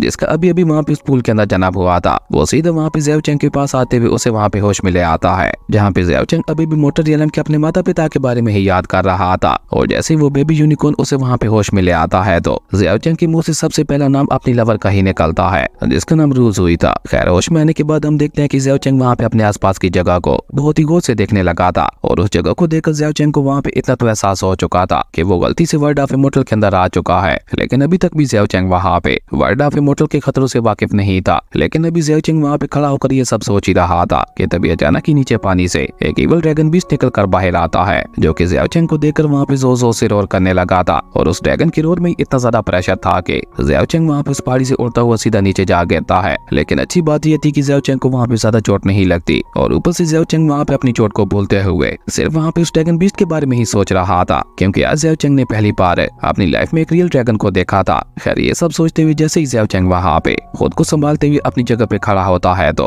उसकी नजर वहाँ पे अपने सामने पड़े हुए 3 चमकते हुए अंडों के ऊपर पड़ती है, जो कि देखने से तो उसी ड्रैगन बीस्ट के ही लग रहे थे। और ये पता चलते ही ज़ियाओ चेंग वहाँ पे जल्दी से उनमें से एक अंडे को उठाते हुए तेजी से वहाँ पे फॉरेस्ट की तरफ निकल जाता है। हालांकि ज़ेव चेंग को पता तो नहीं था कि वो आगे चलकर इस ड्रैगन अंडे का क्या करने वाला है, लेकिन क्योंकि वो एक ड्रैगन का अंडा था और ऊपर से वर्ल्ड ऑफ इमोर्टल के ड्रैगन का अंडा था और यही बात उस ड्रैगन एग को एक खास टायर बना रही थी, इसलिए ज़ेव चेंग उसे अपने साथ ले जा रहा था कि शायद हो सकता है कि ये ड्रैगन एग फ्यूचर में उसके कुछ काम आ जाए। और यही सब सोचते हुए ज़ेव चेंग वहाँ पे धीरे धीरे उस जंगल में आगे की तरफ बढ़ने लगा था, जहाँ आगे बढ़ते हुए अचानक उसे रास्ते में ज़ाओलिनर का फेस मास्क दिखाई देता है, जो देखकर ज़ेव चेंग वहाँ पे खुद से ही कहता है तो इसका मतलब है कि मेरे साथ साथ वो ज़ाओलिनर भी वर्ल्ड ऑफ इमोर्टल में पहुंच चुकी है। मुझे उससे बचने के लिए जल्द से जल्द यहाँ पे कोई सेफ जगह ढूंढनी होगी। और ये सोचकर ज़ेव चेंग वहाँ पे एक बार फिर से आगे की तरफ बढ़ जाता है, जहाँ इसी बीच हम ज़ेव चेंग के पीछे दो लोगों को भी देखते हैं जो कि ज़ेव चेंग का पीछा कर रहे थे। और ज़ेव चेंग के हाथ में उस ड्रैगन एग को देखकर उन दोनों में से एक लड़की वहाँ पे खुश होते हुए कहती है ये लड़का तो बहुत ही ज्यादा खुशकिस्मत निकला जो इसके हाथ में एक ड्रैगन एग लग गया। और ये कहकर वो लड़की वहाँ पे अपने साथी कल्टीवेटर से कहती है कि उन्हें हम इस लड़की के ऊपर अटैक करते हुए खुद इससे ये ड्रैगन एग छीन ले। जिसपे वो लड़का वहाँ पे बहुत ही समझदारी के साथ बात करते हुए उस लड़की से कहता है कि हम ऐसे ही बेवकूफों की तरह इस लड़की के ऊपर अटैक नहीं कर सकते, तुम खुद देखो इस लड़के ने एक ड्रैगन एग को हासिल किया है, जिसका मतलब है कि ये लड़का कहीं से भी नॉर्मल तो नहीं है। अगर हमें इसके ऊपर अटैक करते हुए इस ड्रैगन एग को छीनना है तो उसके लिए सबसे पहले हमें इस लड़के के बैकग्राउंड के बारे में पता लगाना होगा और उसी के साथ साथ इस लड़के की ताकत के बारे में भी पता लगाना होगा। उसके बाद ही हम ये डिसाइड करेंगे कि हमें यहाँ पे इस लड़के के ऊपर अटैक करना चाहिए या नहीं, वरना कहीं ऐसा ना हो कि इस लड़के के ऊपर अटैक करने के चक्कर में हमें यहाँ पे लेने के देने पड़ जाए। और ये कहकर वो दोनों वहाँ पे इसी तरह से छुपते छुपाते ज़ेव चेंग का पीछा करने लगे थे। जबकि हम देखते हैं कि ज़ेव चेंग वहाँ पे आके बढ़ते हुए अब उस जंगल से थोड़ा बाहर आ चुका था, जहाँ जैसे ही ज़ेव चेंग उस जंगल से बाहर कदम रखता है तो अचानक से ही वहाँ पे बारिश शुरू हो चुकी थी, जो देखकर ज़ेव चेंग भी वहाँ पे सीरियस होते हुए कहता है ये जगह तो मेरी सोच से भी ज्यादा अजीब है, क्योंकि यहाँ पे कुछ ही देर में मौसम बार बार चेंज हुए जा रहा है। और यही सोचकर ज़ेव चेंग की नजर वहाँ पे एक एंशिएंट टेंपल के ऊपर पड़ती है, जहाँ उस बारिश से बचने के लिए ज़ेव चेंग भी सीधा वहाँ पे उसी एंशिएंट टेंपल के अंदर आ चुका। जहाँ जैसे ही ज़ेव चेंग एंशिएंट टेंपल के अंदर आता है तो उसे अचानक ही वहाँ पे अपने पीछे किसी की आने की आवाज सुनाई देती है, जिसे सुनकर ज़ेव चेंग ने वहाँ पे जल्दी से उस ड्रैगन एग को वहाँ पे पत्थरों के नीचे छुपा दिया था। और थोड़ी ही देर बाद वहाँ पे वो दोनों लड़का लड़की भी वहाँ पे आ पहुंचते हैं, जो कि वहाँ पे ज़ेव चेंग को ऐसा दिखा रहे थे कि जैसे वो लोग भी उसी की तरफ भटकते हुए यहाँ तक आ पहुंचे हैं। और वो लड़की जिसका नाम ली यू था वो वहाँ पे ज़ेव चेंग की तरफ देखते हुए अपने साथी जी फेंग से कहती है सीनियर जी फेंग, मुझे लगता है कि यहाँ पे हमसे पहले भी कोई आ चुका है। वहीं ली यू की ये बात सुनकर हम देखते हैं कि जी फेंग भी वहाँ पे ज़ेव चेंग की तरफ देखकर वहाँ पे स्माइल करते हुए उससे कहता है हेलो ब्रदर, मेरा नाम है जी फेंग और ये है मेरी जूनियर ली यू, हम दोनों ही अनडेंग सेक्ट से बिलोंग करते हैं। बाहर बहुत ही ज्यादा तेज बारिश हो रही थी, जिससे बचने के लिए हम यहाँ पे आए हैं। जी फेंग की ये बात सुनकर हम देखते हैं कि ली यू भी वहाँ पे अच्छा बनने का नाटक करते हुए ज़ेव चेंग से कहती है सीनियर प्लीज हमें माफ कर दीजिएगा, मुझे लगता है हमने यहाँ पे आकर आपको डिस्टर्ब कर दिया, पर बारिश में इस जगह के अलावा छुपने का और कोई भी रास्ता नहीं था, इसलिए हमें मजबूरन यहीं पे ही आना पड़ा। अब उन दोनों की ये बातें सुनकर हम देखते हैं कि ज़ेव चेंग भी वहाँ पे बहुत ही रिस्पेक्ट के साथ उन दोनों से बात करते हुए कहता है नहीं कोई बात नहीं, और मेरा नाम है ज़ेव चेंग और मैं मोटर रियलम से आया हूँ। खैर उनके इंट्रोडक्शन के बाद हमें वहाँ पे थोड़ी देर बाद का सीन दिखाया जाता है, जहाँ पे जी फेंग ज़ेव चेंग से सवाल करते हुए पूछता है ब्रदर ज़ेव चेंग, अभी अभी तुमने बोला था कि तुम मोटर रियलम से यहाँ पे आए हो, मैं जिस अनडेंग सेक्ट से बिलोंग करता हूँ उसका लीडर है इवल किंग, और वो भी कुछ समय पहले ही तुम्हारी ही तरह मोटर रियलम से ही यहाँ पे वर्ल्ड ऑफ इमोर्टल में आए थे। अब जी फेंग की ये बात सुनकर हम देखते हैं कि ज़ेव चेंग वहाँ पे सोचते हुए अपने मन में कहता है वो तो इस पर्सन को ऐसा लग रहा है कि मैं यहाँ पे वर्ल्ड ऑफ इमोर्टल में अपने दम पे पहुंचा हूँ, तभी ये मेरे साथ इतनी अच्छे से बात कर रहा है, क्योंकि ऐसे लग रहा होगा कि मैं अभी बाकी कल्टीवेटर्स की तरह निर्वाणा लेवल को अचीव कर चुका हूँगा। और ये सोचकर ज़ेव चेंग वहाँ पे जी फेंग से सवाल करते हुए पूछता है कि आखिर इस वर्ल्ड ऑफ इमोर्टल में कल्टीवेशन लेवल्स कौन कौन से हैं, जिसपे ब्रदर जी फेंग जवाब देते हुए बताता है कि वैसे तो वर्ल्ड ऑफ इमोर्टल के अंदर काफी सारे क्लैंस मौजूद हैं जो कि अपने अलग अलग मेथड्स का इस्तेमाल करते हुए कल्टीवेट करते हैं, लेकिन असल में यहाँ पे टोटल कल्टीवेशन के 5 ही लेवल्स हैं, जिसमें से पहले लेवल यानी रियलम का नाम मोर्टल शेयरिंग रियलम है। इस रियलम में कोई भी कल्टीवेटर एलिमेंटल फोर्सेस और एट्रीब्यूट्स की पावर का इस्तेमाल करते हुए खुद को पावरफुल बना सकता है, जैसे कि wind, thunder, ice and fire. Second realm को यहाँ पे इनसाइड ट्रेयरी के नाम से जाना जाता है। असल में जो कोई भी कल्टीवेटर इस सेकंड रियलम के अंदर ब्रेक थ्रू कर लेता है, वो अपने अंदर मौजूद एक खास टायर को एक्टिवेट करते हुए उसका इस्तेमाल अपनी स्पिरिचुअल पावर को बढ़ाने के लिए कर सकता है। और मोर्टल शेयरिंग और इनसाइड ट्रेयरी वाले कल्टीवेटर के दरमियान पावर लेवल का बहुत बड़ा गैप होता है, क्योंकि अपनी बॉडी के अंदर मौजूद स्पिरिचुअल टायर को एक्टिवेट करने के बाद कल्टीवेटर को काफी सारी सुपरनेचुरल पावर्स मिल जाती हैं, जिनका इस्तेमाल करते हुए वो अकेला ही मोर्टल शेयरिंग रियलम वाली एक पूरी आर्मी तक को हरा सकता है। और ये कहकर जी फेंग अपनी बात आगे बढ़ाते हुए कहता है उसके बाद स्काई वॉकिंग, निर्वाणा रियलम और सबसे आखिर में आता है इमोर्टल रियलम। पर अगर मैं सच कहूँ तो अभी तक मैं खुद भी कुछ ज्यादा खास इन रियलम्स के बारे में नहीं जानता, पर हाँ मैं तुम्हें इतना बता सकता हूँ कि हर एक रियलम के टोटल 9 लेवल्स होते हैं। उन सभी 9 लेवल्स को पार करने के बाद तुम नेक्स्ट रियलम में ब्रेक थ्रू कर सकते हो। बस यही यहाँ पे कल्टीवेशन का रूल है। वहीं ज़ीफेंग की बात खत्म होने के बाद लियो अपनी बात आगे बढ़ाते हुए कहती है, पर तुम तो मोटर रियलम से आए हो ना, और मोटर रियलम से तो वर्ल्ड ऑफ इमोर्टल में कोई तभी आ सकता है जब कोई निर्वाणा रियलम को अचीव कर लेता है। तो इसका मतलब है कि तुम भी निर्वाणा रियलम को तो अचीव कर ही चुके होगे। और ये कहकर लियो वहाँ पे ज़ेओ चेंग के क्लोज जाते हुए उससे कहती है, और अगर सच कहूँ तो मुझे तुम्हारे जैसे ताकतवर लोग बहुत ही ज्यादा पसंद है, और ऊपर से क्योंकि तुम निर्वाणा रियलम के कल्टीवेटर हो तो इसका मतलब है कि तुम बहुत जल्द इमोर्टलिटी को भी अचीव कर लेने वाले हो। पर क्या तुम मुझे बता सकते हो कि अभी तुम निर्वाणा रियलम के कौन से लेवल पे हो? और ये कहकर मिस लियो वहाँ पे जानबूझकर ज़ेओ चेंग को इधर उधर टच करने लगी थी ताकि वो ज़ेओ चेंग को छूने के बहाने उसके पावर लेवल को चेक कर सके। और इस बात का एहसास वहाँ पे ज़ेओ चेंग को भी हो गया था, इसलिए वो मिस लियो को हाथ जल्दी से अपनी बॉडी से हटा देता है। और इसी के साथ साथ ज़ेओ चेंग को वहाँ पे ये भी एहसास हो गया था कि इन लोगों के इरादे बिल्कुल भी नेक नहीं है। अगर मैंने यहाँ पे खुद को जरा सा भी वीक दिखाया तो ये लोग कभी भी मेरे ऊपर अटैक कर सकते हैं। और ऊपर से ज़ेओ चेंग जब वहाँ पे उन दोनों को गौर से देखता है तो उन दोनों के ही फेस के ऊपर रिवल स्माइल थी, जो देखकर अब तो ज़ेओ चेंग को वहाँ पे पक्का यकीन हो गया था कि ये लोग यहाँ पे बिल्कुल भी नेक इरादे से नहीं आए। और ये सोचकर ज़ेओ चेंग जल्दी से वहाँ पे अपनी जगह पे खड़ा होते हुए उन दोनों से कहता है कि धीरे धीरे आग बुझ रही है, इसलिए मैं आग जलाने के लिए कुछ और लकड़ियां ढूंढ कर लाता हूँ। और ये कहकर ज़ेओ चेंग वहाँ पे आसपास पड़ी हुई सूखी लकड़ी को इकट्ठा करने लगा था, जहाँ ज़ेओ चेंग उन दोनों से उनके इवल इरादों के बारे में जानने के लिए उनसे जानबूझकर सवाल करते हुए पूछता है, मुझे यहाँ पे वर्ल्ड ऑफ इमोर्टल के अंदर आए हुए कुछ दिन ही बीते हैं, तो क्या तुम लोग मुझे बता सकते हो कि अभी हम लोग कौन सी जगह पे मौजूद हैं? जिस पे मिस लियो वहाँ पे जल्दी से ज़ेओ चेंग को जवाब देते हुए बताती है कि ये जगह ड्रैगन आइलैंड के नाम से जानी जाती है, जहाँ पे सभी बड़े बड़े क्लैंस अपने जूनियर डिसेबल्स को ट्रेनिंग करने के लिए भेजते हैं, इसलिए तुम इस ड्रैगन आइलैंड को एक ट्रेनिंग ग्राउंड भी समझ सकते हो। लेकिन उसी के साथ साथ यहाँ पे बहुत ही ज्यादा खास और पावरफुल ट्रेस भी मौजूद है, और उन ट्रेस की लालच में भी लोग यहाँ पे आते जाते रहते हैं। और ये कहते कहते मिस लियो वहाँ पे जल्दी से मरद ज़ीफेंग के पास जाते हुए उससे कहती है कि ये लड़का तो अभी जस्ट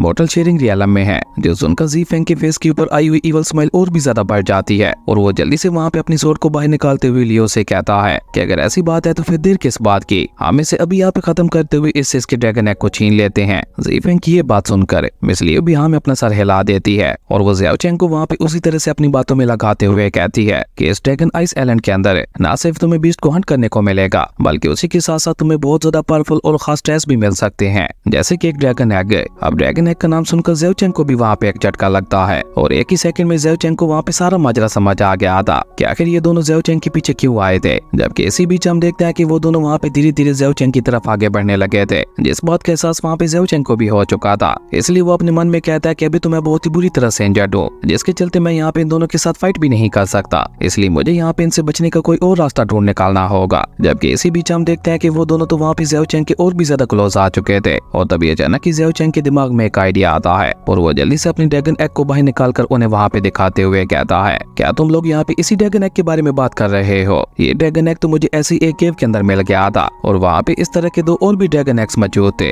अगर मुझे पता होता कि ये एक खास टायर है तो मैं वहाँ पे तीनों को ही ले लेता। अब ज़ेओ चेंग की ये बात सुनकर हम देखते हैं कि वो दोनों अचानक ही अपनी जगह पे रुक जाते हैं, और 2 ड्रैगन एग्स का नाम सुनकर तो हम देखते हैं कि मिस लियो के मन का लालच भी वहाँ पे जाग चुका था, इसलिए वो वहाँ पे जल्दी से ज़ेओ चेंग के पास आकर उसे सवाल करते हुए पूछते हैं कि मुझे बताओ कि वो जगह कहाँ पे मौजूद है। जिसपे ज़ेओ चेंग भी वहाँ पे बहुत ही चालाकी के साथ उनकी लालच को और भी ज्यादा बढ़ाते हुए कहता है कि ओके, अगर तुम इन ड्रैगन एग्स में इतनी ज्यादा इंटरेस्ट आ रहा है तो मैं खुद तुम लोगों को वहाँ पे ले जाता हूँ। और ये कहकर ज़ेओ चेंग वहाँ पे आगे की प्लानिंग करने लगा था, जबकि ज़ीफेंग और लियो को तो वहाँ पे ज़ेओ चेंग किसी बेवकूफ से कम दिखाई नहीं दे रहा था, जिसने इतने ज्यादा खास टायर के बारे में उन दोनों को वहाँ पे बता दिया था। पर ये बेचारे कहाँ जानते थे कि जैसे ये बेवकूफ समझ रहे हैं, बहुत जल्द वही इन्हें बेवकूफ बनाने वाला है। खैर उसके बाद ज़ेओ चेंग वहाँ पे उन दोनों को लेकर उस एंशिएंट टेंपल से होते हुए वापस उसी इवल ड्रैगन किंग वाली जगह पे आ जाता है, जहाँ पे पिछली बार ज़ेओ चेंग ने एक ड्रैगन को देखा था। इसी पिछली वहाँ पे ज़ीफेंग के साथ बात करते हुए कहती है, इस लड़के की हिम्मत तो देखो, ये अभी जस्ट मोर्टल शेयरिंग रियलम में है और उसके बावजूद भी ये वर्ल्ड ऑफ इमोर्टल के अंदर चला आया। मुझे लगता है कि इसे मरने की कुछ ज्यादा ही जल्दी थी। जिसपे ज़ीफेंग वहाँ पे एक इवल स्माइल करते हुए लियो से कहता है, एक बार वो दोनों होली ड्रैगन हमारे हाथ में लग जाए, उसके बाद मैं इसके मरने की ये ख्वाहिश बहुत ही जल्द पूरी कर दूंगा। जबकि इसी तरह से आगे बढ़ते हुए ज़ेओ चेंग वहाँ पे उन दोनों को अपने साथ लेकर उसी इवल ड्रैगन की केव में आ चुका था,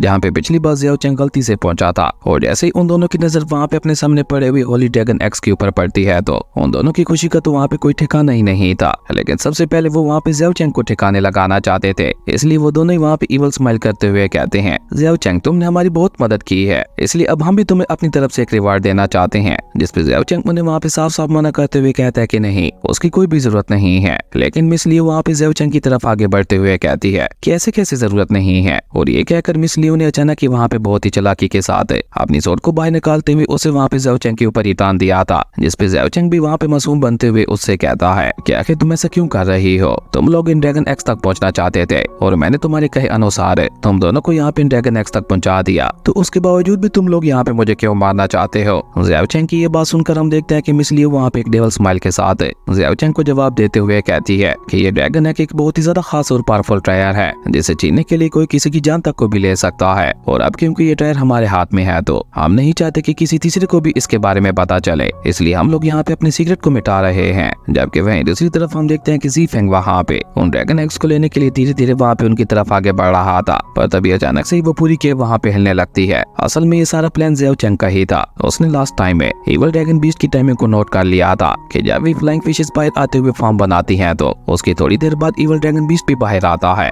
जो कि बाहर आते साथ ही वहाँ पे बहुत ही जोर से रोर करता है। और अभी वहाँ पे बिल्कुल ऐसा ही हो रहा था, जो देखकर ज़ाओ चेंग वहाँ पे अपने मन में कहता है कि अगर मैंने अब की बार उस ड्रैगन की रोर को 3 सेकंड्स के लिए बर्दाश्त कर लिया तो मेरे लिए यहाँ पे इन दोनों से पीछे छुड़ा पाना बहुत ही ज्यादा आसान हो जाएगा। और इसी बीच मौके का फायदा उठाकर ज़ाओ चेंग वहाँ पे बहुत ही चालाकी के साथ जल्दी से अपनी प्रेजेंस को वहाँ पे सील कर देता है। और ये वही पल था जब उस ड्रैगन ने बाहर आते हुए वहाँ पे जोर जोर से रोर करना शुरू कर दिया था, जिसके लिए ज़ाओ चेंग तो पहले से ही रेडी था, इसलिए वो वहाँ पे किसी तरह से खुद को संभाल लेता है। लेकिन मिस लियो वहाँ पे खुद को नहीं संभाल पाती और वो वहाँ पे पीछे की तरफ गिरने लगी थी, जहाँ इस मौके का फायदा उठाकर ज़ाओ चेंग भी वहाँ पे जल्दी से उसके हाथ से उसी की स्वॉर्ड को छीनते हुए उसके ऊपर अटैक करते हुए बहुत ही कूल तरीके के साथ उसका खेल वहीं पे खत्म कर देता है। जो देखकर तो ज़ी फेंग वहाँ पे चिल्लाते हुए लियो का नाम पुकारता है, लेकिन अभी भी क्योंकि ज़ाओ चेंग के पास 1 सेकंड का समय बचा था, इसलिए वो जल्दी से आगे बढ़ते हुए ज़ी फेंग के ऊपर भी अटैक कर देता है। जैसे ज़ी फेंग डॉज करने की कोशिश तो बहुत ज्यादा करता है, लेकिन उसके बावजूद भी उसका एक हाथ वहाँ पे काटा गया था, जिसके चलते हम देखते हैं कि उसे वहाँ पे अपनी बॉडी के अंदर बहुत ही ज्यादा पेन होने लगा था। ज़ाओ चेंग ने यहाँ पे इन 3 सेकंड्स का पूरा फायदा उठाते हुए उन दोनों के प्लान को उनके ऊपर ही पलट दिया था। जो देखकर ज़ाओ चेंग वहाँ पे कोल्ड स्माइल के साथ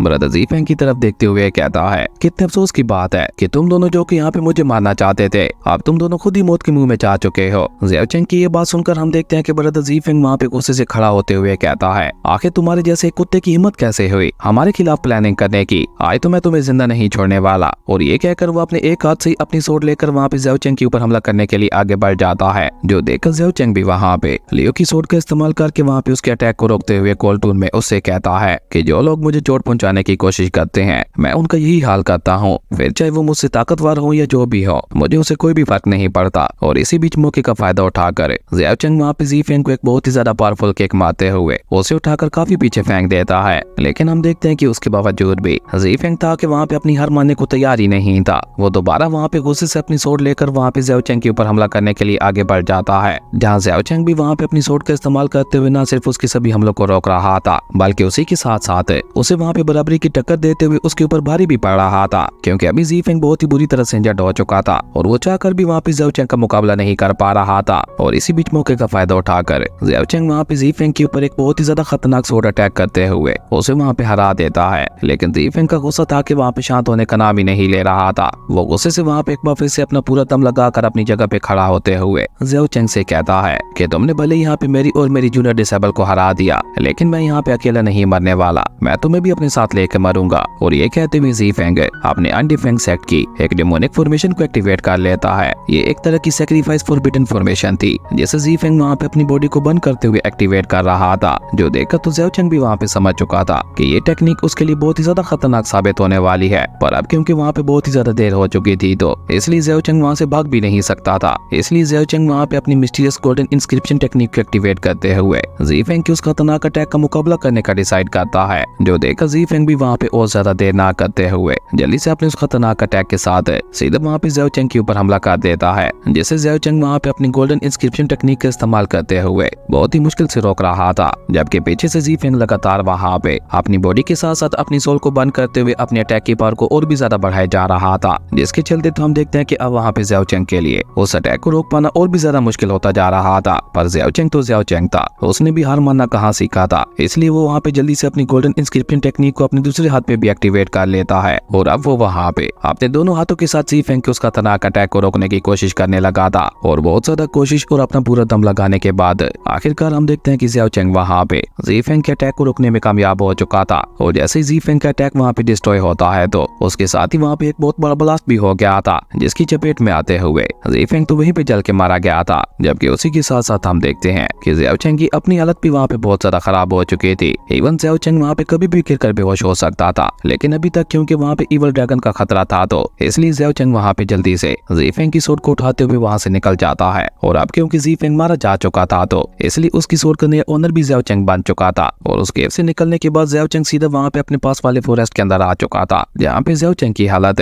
हर गुजरते पल के साथ और भी ज्यादा खराब होती चली जा रही थी। और साथ साथ ज़ियाओ चेंग वहाँ पे सोचते हुए ये भी कह रहा था, ब्रदर ज़ीफेंग की वो सैक्रिफाइस टेक्निक तो वाकई बहुत ज्यादा खतरनाक थी। शुक्र है मेरे पास मेरी गोल्डन इंस्क्रिप्शन की टेक्निक थी, जिसका इस्तेमाल करते हुए मैं वहाँ पे बच गया, वरना तो आज वहाँ पे मेरा मरना तय था। लेकिन अब अगर मुझे यहाँ पे सर्वाइव करना है तो मुझे खुद को जल्द से जल्द और भी ज्यादा पावरफुल बनाना होगा, और उसी के साथ साथ किसी कल्टीवेशन मेथड को भी ढूंढना होगा, क्योंकि मैं हमेशा के लिए सिर्फ अपनी इसी टेक्निक के ऊपर ही टिका नहीं रह सकता। लेकिन इसी बीच ज़ियाओ चेंग को वहाँ पे अपनी सोच से पीछे किसी लड़की की परछाई दिखाई देती है। और जब ज़ियाओ चेंग पलट कर पीछे देखता है तो वो लड़की कोई और नहीं बल्कि ज़ाओ लिनर ही थी, जिसे देखकर ज़ियाओ चेंग वहाँ पे स्माइल करते हुए कहता है, मैं तुम्हें बता नहीं सकता कि तुम्हें देखकर मुझे कितनी ज्यादा खुशी महसूस हो रही है। ऐसा लग रहा है कि जैसे मुझे इस अनजानी दुनिया में कोई अपना मिल गया है। क्यों ना हम दोनों अपनी पुरानी दुश्मनी भुलाकर इस नई दुनिया में एक साथ मिलकर काम करें और आपस में दोस्ती कर लें, क्योंकि अभी के लिए यही हमारे लिए बेस्ट होगा। ज़ियाओ चेंग की ये बात सुनकर हम देखते हैं कि ज़ाओ लिनर वहाँ पे कोल्ड टूर में उससे कहती है, ओ तो तुम मेरे साथ काम करते हुए मुझे अपना दोस्त बनाना चाहते हो, मैं तुम्हें क्या कोई बेवकूफ दिखाई देती हूँ। जिस पे ज़ियाओ चेंग उसे दोबारा वहाँ पे समझाने की कोशिश करते हुए कहता है, मेरी बात को समझने की कोशिश करो, अगर हम इस वर्ल्ड ऑफ इमॉर्टल से बाहर निकलना है तो हम दोनों को एक साथ मिलकर यहाँ पे काम करना होगा। जिस पे ज़ाओ लिनर भी वहाँ पे अपनी सोट को बाहर निकालते हुए गुस्से से वहाँ पे ज़ियाओ चेंग से कहती है कि आज तक पार से पावरफुल कल्टीवेटर भी इस वर्ल्ड ऑफ इमॉर्टल से बाहर नहीं निकल पाया, और तुम इतने कमजोर होने के बावजूद भी यहाँ से बाहर निकलने के सपने देख रहे हो। ऐसा कभी नहीं होने वाला, क्योंकि मैं तुम्हें अभी के अभी यहाँ पे खत्म कर देने वाली हूँ। और ये कहकर ज़ाओ लिनर अचानक ही वहाँ पे अपनी सोट को बाहर निकाल कर सीधा वहाँ पे ज़ियाओ चेंग के ऊपर हमला करने के लिए आगे बढ़ जाती है।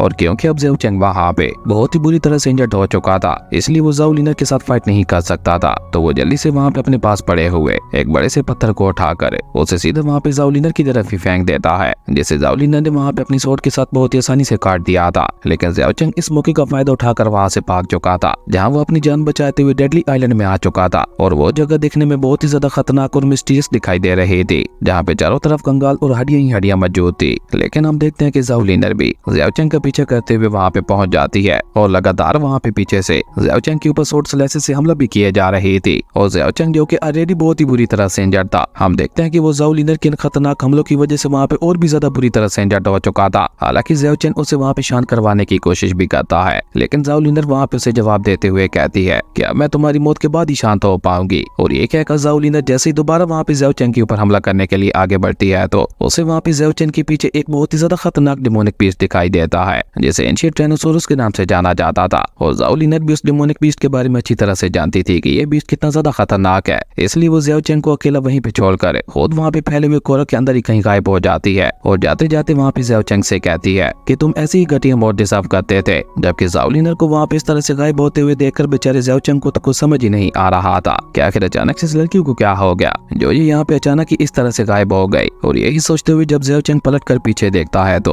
उसके अपने होश भी वहाँ पे उड़ जाते हैं, क्योंकि वो एंशिएंट डेमोनिक बीस्ट उसके काफी करीब आ चुका था। और ज़ियाओ चेंग वहाँ पे कुछ समय पाता उससे पहले उस एंशिएंट डेमोनिक बीस्ट ने वहाँ पे ज़ियाओ चेंग की तरफ देखते हुए जोर जोर से रोर करना शुरू कर दिया था, जो देखकर ज़ियाओ चेंग भी जल्दी से वहाँ पे होश में आते हुए किसी तरह से अपनी जान बचाकर वहाँ से भागने की कोशिश करने लगा था। लेकिन वो एंशिएंट डेमोनिक बीस्ट भी वहाँ पे ज़ियाओ चेंग का पीछा करते हुए उसे खाने की कोशिश कर रहा था। और इस खतरनाक चीज को देखकर ज़ाओ लिनर भी दूर से खड़ी होकर इसके पूरे मजे उठा रही थी, और वो वहाँ पे स्माइल करते हुए कहती है, इतनी खतरनाक मौत तो मैं भी इसे नहीं दे सकती थी जितनी अब ये एंशिएंट डेमोनिक बीस्ट इसे देगा। इसी बीच हम देखते हैं कि ज़ियाओ चेंग उस एंशिएंट डेमोनिक बीस्ट से अपनी जान बचाते हुए एक बड़ी सी चट्टान के पीछे आके छुप गया था। और क्योंकि ज़ियाओ चेंग का साइज बहुत ही ज्यादा छोटा था, इसलिए उसे छुपने में भी आसानी हो रही थी। और बेचारा वो एंशिएंट डेमोनिक बीस्ट वहाँ पे छाकर भी उसे नहीं ढूंढ पा रहा था, इसलिए वो एंशिएंट डेमोनिक बीस्ट वहाँ पे पागलों की तरह जोर जोर से रोर करते हुए तेजी से इधर उधर घूमने लगा था ज़ियाओ चेंग को ढूंढने के लिए, जो देखकर अभी ज़ियाओ चेंग वहाँ पे चैन की सांस ले ही रहा था कि तभी अचानक ही वही बेबी यूनिकॉर्न वहाँ वहाँ पे आ जाता है, जिसका जन्म ज़ियाओ चेंग की आंखों के सामने ही हुआ था। वो वहाँ पे ज़ियाओ चेंग को कुछ चेरी देते हुए उसके साथ दोस्ती करने की कोशिश करता है, लेकिन ज़ियाओ चेंग तो उस इशारे से वहाँ पे चुप रहने के लिए कहने लगा था, जो देखकर उस बेबी यूनिकॉर्न को ऐसा लगता है कि शायद ज़ियाओ चेंग उसे डांट रहा है। इसलिए वो वहाँ पे उदास होकर कुछ आवाजें करते हुए निकल जाता है वहाँ से, जहाँ वो खुद तो निकल के आता, लेकिन बेचारे ज़ियाओ चेंग को वहाँ पे एक बार फिर से मुसीबत में डाल के आता, क्योंकि उस बेबी यूनिकॉर्न की आवाज करने की वजह से उस एंशिएंट डेमोनिक बीस्ट को वहाँ पे ज़ियाओ चेंग की लोकेशन दोबारा मिल चुकी थी। और इसी के साथ वहाँ पे उन दोनों के दरमियान एक बार फिर से खतरनाक चेजिंग स्टार्ट हो जाती है, जहाँ बेचारा ज़ियाओ चेंग तो अब इस तरह से भागते भागते तंग आ चुका था। और देखा जाए तो वो जब से वर्ल्ड ऑफ इमॉर्टल के अंदर आया था, वो किसी न किसी से अपनी जान बचाते हुए भाग ही रहा था,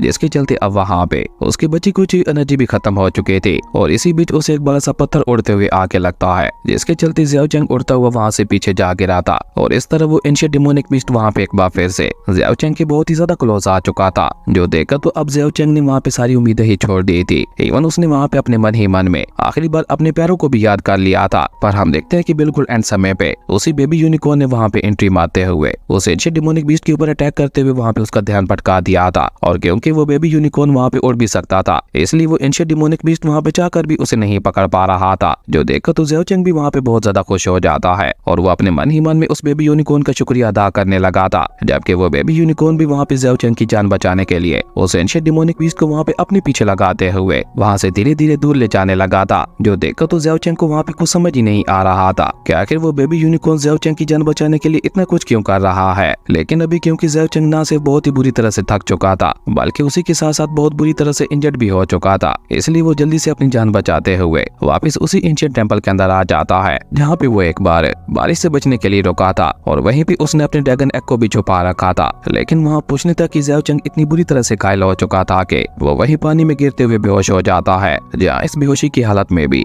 ज़ियाओ चेंग अपनी लवर रू जुई का ही नाम लिए जा रहा था, जिसके साथ ही हमें वहाँ पे ज़ियाओ चेंग की पुरानी मेमोरीज भी दिखाई जाती हैं, जहाँ ज़ियाओ चेंग अपनी लवर रू जुई के साथ एक ही गांव में रहा करता था। और उसके हाथ में पहना हुआ वो रेड ब्रेसलेट भी रू जुई ने ही ज़ियाओ चेंग को उसके जन्मदिन के मौके पे दिया था, जिसे देखकर तो ज़ियाओ चेंग ने अपनी लवर का मजाक भी उड़ाया था कि भला कोई इतना सस्ता गिफ्ट भी देता है जन्मदिन के मौके पर, जो देखकर तो उसकी लवर उससे गुस्सा भी हो गई थी। पर ज़ियाओ चेंग ने भी उससे जल्दी से माफी मांगते हुए उसे मना लिया था। सब कुछ इसी तरह से बहुत ही अच्छे तरीके से और शांति से चल रहा था। पर अचानक एक दिन रू जुई ज़ियाओ चेंग से सवाल करते हुए पूछती है, मुझे पता है कि तुम भी बाकी कल्टीवेटर्स की तरह बहुत ही ज्यादा पावरफुल बनना चाहते हो, पर मैंने सुना है कि ऐसे कल्टीवेटर जो कि खुद को बहुत ही ज्यादा पावरफुल बना लेते हैं, वो वर्ल्ड ऑफ इमॉर्टल के अंदर चले जाते हैं, जहाँ पे वो इमॉर्टैलिटी को अचीव करते हुए दोबारा कभी भी वहाँ से वापस नहीं आ पाते। जिसपे ज़ियाओ चेंग भी वहाँ पे प्यार के साथ उससे बात करते हुए कहता है कि ये बात ठीक है कि मैं भी बाकी कल्टीवेटर्स की तरह बहुत ज्यादा पावरफुल बनना चाहता हूँ, लेकिन मैं तुम्हें छोड़कर कभी भी वर्ल्ड ऑफ इमॉर्टल के अंदर नहीं जाऊंगा, क्योंकि उसका भी न खत्म होने वाली जिंदगी का क्या ही फायदा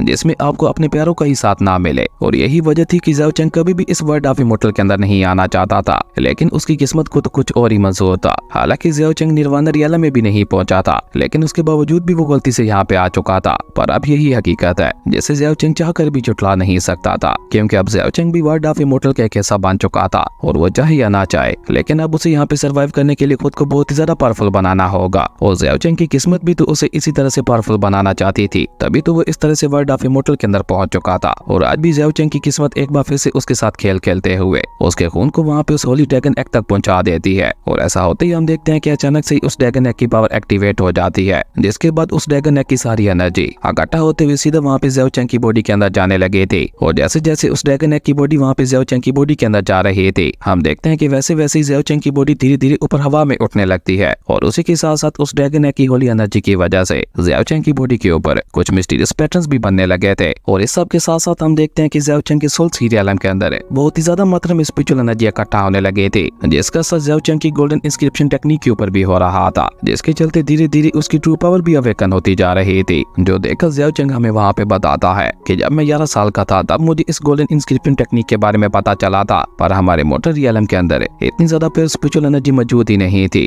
कि मैं इस टेक्निक की ट्रू पावर को अवेकन कर पाता। लेकिन अजाने में इस ड्रैगन एग की होली स्पिरिचुअल एनर्जी ने मेरी इस मिस्टीरियस टेक्निक को अवेकन करवा दिया, जो कि बचपन से ही मेरी बॉडी के अंदर मौजूद थी। और जैसे ही ज़ियाओ चेंग की वो टेक्निक अवेकन होती है तो हम देखते हैं कि धीरे धीरे ज़ियाओ चेंग की सारी इंजरीज भी ठीक होने लगे थे। और उसी के साथ साथ ज़ियाओ चेंग वहाँ पे ऑफिशियली अब मोटल शेयरिंग रियलम में भी ब्रेक थ्रू कर चुका था, जबकि पहले तो वो बस एक मामूली सा मार्शल आर्ट वॉरियर था। और अपने इस ब्रेक थ्रू के साथ ही हम देखते हैं ज़ियाओ चेंग की पावर बहुत ही ज्यादा बढ़ चुके थे। इवन हम देखते हैं कि ज़ियाओ चेंग अब वहाँ पे फायर एलिमेंट की पावर को भी कंट्रोल कर पा रहा रहा था और अपनी इन कमाल की पावर्स और नई एबिलिटीज के साथ ज़ियाओ चैंग का लुक और भी ज्यादा कूल दिखाई दे रहा था। उसके बाद सीन चेंज होता है, हमें गू फैमिली की एक बोट दिखाई जाती है जहाँ गू फैमिली का यंग मास्टर भी ड्रैगन आइलैंड की तरफ ही आ रहा था अनहोली ड्रैगन एक्स की तलाश में। और गू फैमिली के उस यंग मास्टर को देखकर ही पता चल रहा था कि वो कहीं से भी एक नेक इंसान नहीं है, जबकि इसी भी ज़ियाओ चैंग की नजर भी वहाँ पे उसी बोट के ऊपर पड़ती है, जिसे देखकर ज़ियाओ चैंग को वहाँ पे लग रहा था कि शायद हो सकता है कि ये बोट वाले लोग उसकी कुछ मदद कर दे। लेकिन अभी ज़ियाओ चैंग वहाँ पे ये सब सोच ही रहा था कि तभी अचानक ही वहाँ का पूरा मौसम खराब होने लगता है और इसके पीछे उसी इवल ड्रैगन बीस्ट का ही हाथ था जो कि किसी को भी अपने आइलैंड के ऊपर नहीं आने देना चाहता था। खैर अचानक ही वहाँ पे इस बिगड़ते हुए मौसम को देखकर गू फैमिली का यंग मास्टर अपने लोगों को आदेश देते हुए कहता है कि ये सब अचानक से क्या हो रहा है, जाके चेक करो।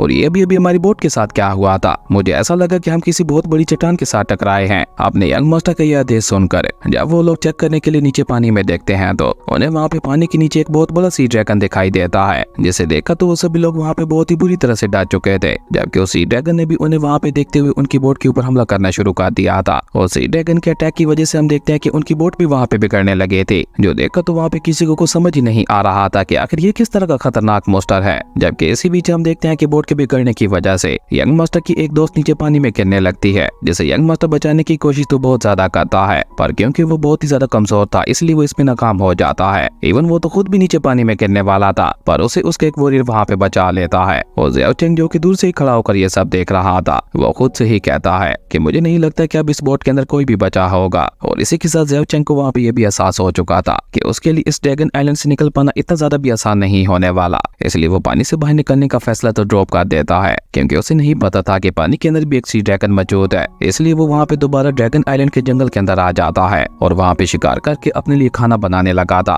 और साथ ही साथ वो वहाँ पे ड्रैगन आइलैंड से बाहर निकलने की प्लानिंग भी करने लगा था। वो सोचता है कि अगर मुझे इस ड्रैगन आइलैंड से बाहर निकलना है तो मुझे इस शिप से भी कोई बड़ी चीज चाहिए होगी, क्योंकि उस सी ड्रैगन ने उस शिप को तो ऐसे डिस्ट्रॉय कर दिया था जैसे ये उसके लिए कोई भी बड़ी बात नहीं है। लेकिन अभी ज़ियाओ चैंग वहाँ पे बैठा हुआ ये सब सोच ही रहा था कि तभी अचानक ही उसके खाने की खुशबू एक जायंट एप स्पिरिट बीस्ट को अपनी तरफ आकर्षित करते हुए वहाँ पे ले आती है। और अचानक ही वहाँ पे अपने सामने 4 आर्म्स एप स्पिरिट बीस्ट को देखकर ज़ियाओ चैंग भी वहाँ पे थोड़ा सरप्राइज हो गया था। और इसी के साथ ज़ियाओ चैंग को अब वहाँ पे अपनी गलती का एहसास भी हो रहा था कि उसने इस तरह से खुले में खाना बनाकर कितनी बड़ी गलती कर दी। उसने ये सोचा तक भी नहीं कि इस खाने की स्मेल किसी भी डिमोनिक बीस्ट को अपनी तरफ आकर्षित कर सकती है। इसलिए अचानक ही ज़ियाओ चैंग वहाँ पे जल्दी से अपने उस खाने के ऊपर हवा में उछालते हुए वहाँ से दूर फेंक देता है, जिसका पीछा करते हुए वो जायंट एप स्पिरिट बीस्ट भी वहीं पे चला जाता है और जल्दी से उस खाने को पकड़ते हुए वहाँ पे खाने लगा था। जबकि इस मौके का फायदा उठाकर हम देखते हैं कि ज़ियाओ चैंग जल्दी से वहाँ से भागने की कोशिश करता है, लेकिन वो जायंट एप स्पिरिट बीस्ट जल्दी से अपना खाना खत्म करके दोबारा वहाँ पे ज़ियाओ चैंग के सामने आ चुका था। जो देखा तो अब ज़ियाओ चैंग वहाँ पे बहुत ही बुरी तरह से फंस चुका था, क्योंकि वो वहाँ पे एप स्पिरिट बीस्ट के साथ फाइट भी नहीं कर सकता था। इसलिए वो वहाँ पे सब कुछ अपनी किस्मत के ऊपर ही छोड़ देता है।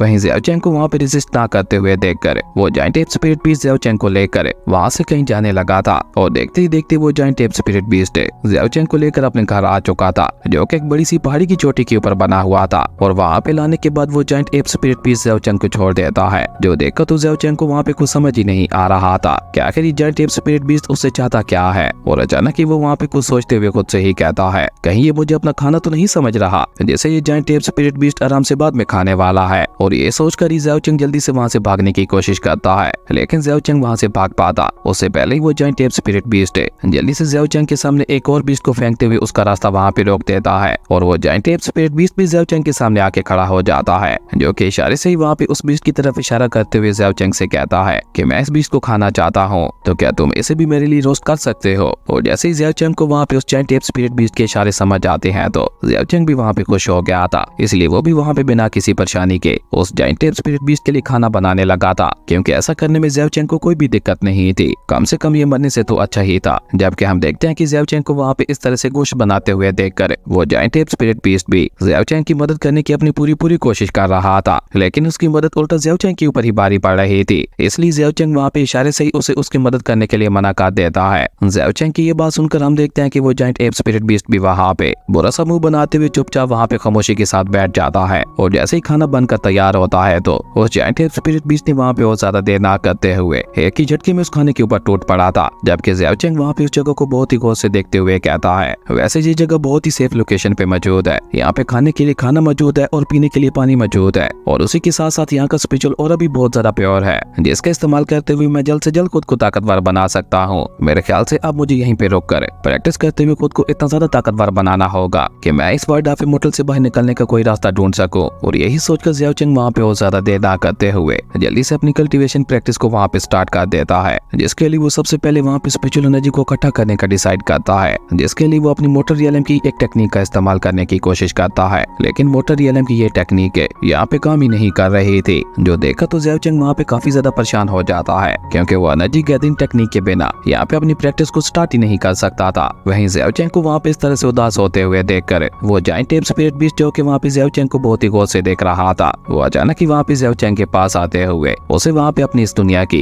एनर्जी गैदरिंग टेक्निक सिखाने लगा था, जो देखकर ज़ियाओ चेंग भी वहाँ पे खुश होते हुए कहता है, ब्रदर एप, क्या तुम मुझे यहाँ पे एनर्जी गैदरिंग टेक्निक सिखाना चाह रहे हो? जिसपे वो एप स्पिरिट बीस्ट भी हमें अपना सर हिला देता है, जो देखकर ज़ियाओ चेंग भी खुश होते हुए जल्दी से वहाँ पे उसी एप स्पिरिट बीस्ट की तरह ही बैठ जाता है। और ब्रदर एप की सिखाई हुई टेक्निक के चलते ज़ियाओ चेंग भी अब वहाँ पे बहुत ही आसानी के साथ स्पिरिचुअल एनर्जी को इकट्ठा कर पा रहा था। हालांकि वो एप स्पिरिट बीस्ट तो ज़ियाओ चेंग को मुंह भी खोलने के लिए कहता है, पर ज़ियाओ चेंग उसे मना करते हुए कहता है कि मेरी बॉडी बिल्कुल छोटी सी है, इसलिए वो एक ही बार में इतनी ज्यादा स्पिरिचुअल एनर्जी को अपने अंदर इकट्ठा नहीं कर सकती। वहीं जैसे जैसे वो स्पिरिचुअल एनर्जी वहाँ पे ज़ियाओ चेंग की बॉडी के अंदर जा रही थी, ज़ियाओ चेंग को वहाँ पे अपनी बॉडी के अंदर बहुत ही ज्यादा अच्छा महसूस हो रहा था, जो देखकर वो वहाँ पे खुश होते हुए कहता है, इस जगह की स्पिरिचुअल एनर्जी तो वाकई बहुत ज्यादा प्योर है। अगर मैं इसी तरह से इस एनर्जी को इकट्ठा करते हुए प्रैक्टिस करता रहूं तो मैं बहुत ही जल्द मॉर्टल शेयरिंग रियलम के लेवल 1 में ब्रेक थ्रू कर जाऊंगा। और ये देखकर तो अब ज़ियाओ चेंग ने वहाँ पे रहने का पक्का ही फैसला कर लिया था। और इसी तरह प्रैक्टिस करते हुए ज़ियाओ चेंग वहाँ पे अपने मन में कहता है कि ये ड्रैगन आइलैंड चारों तरफ से खतरनाक बीच से भरा हुआ है, इसलिए अभी मुझे यहीं पे रुक कर ही अपनी प्रैक्टिस करनी होगी। पर न जाने मिस लिन वू और ज़ाओ लिनर कहाँ पे होंगी और किस हालत में होंगी। एक बार जब मैंने खुद को पावरफुल बना लिया,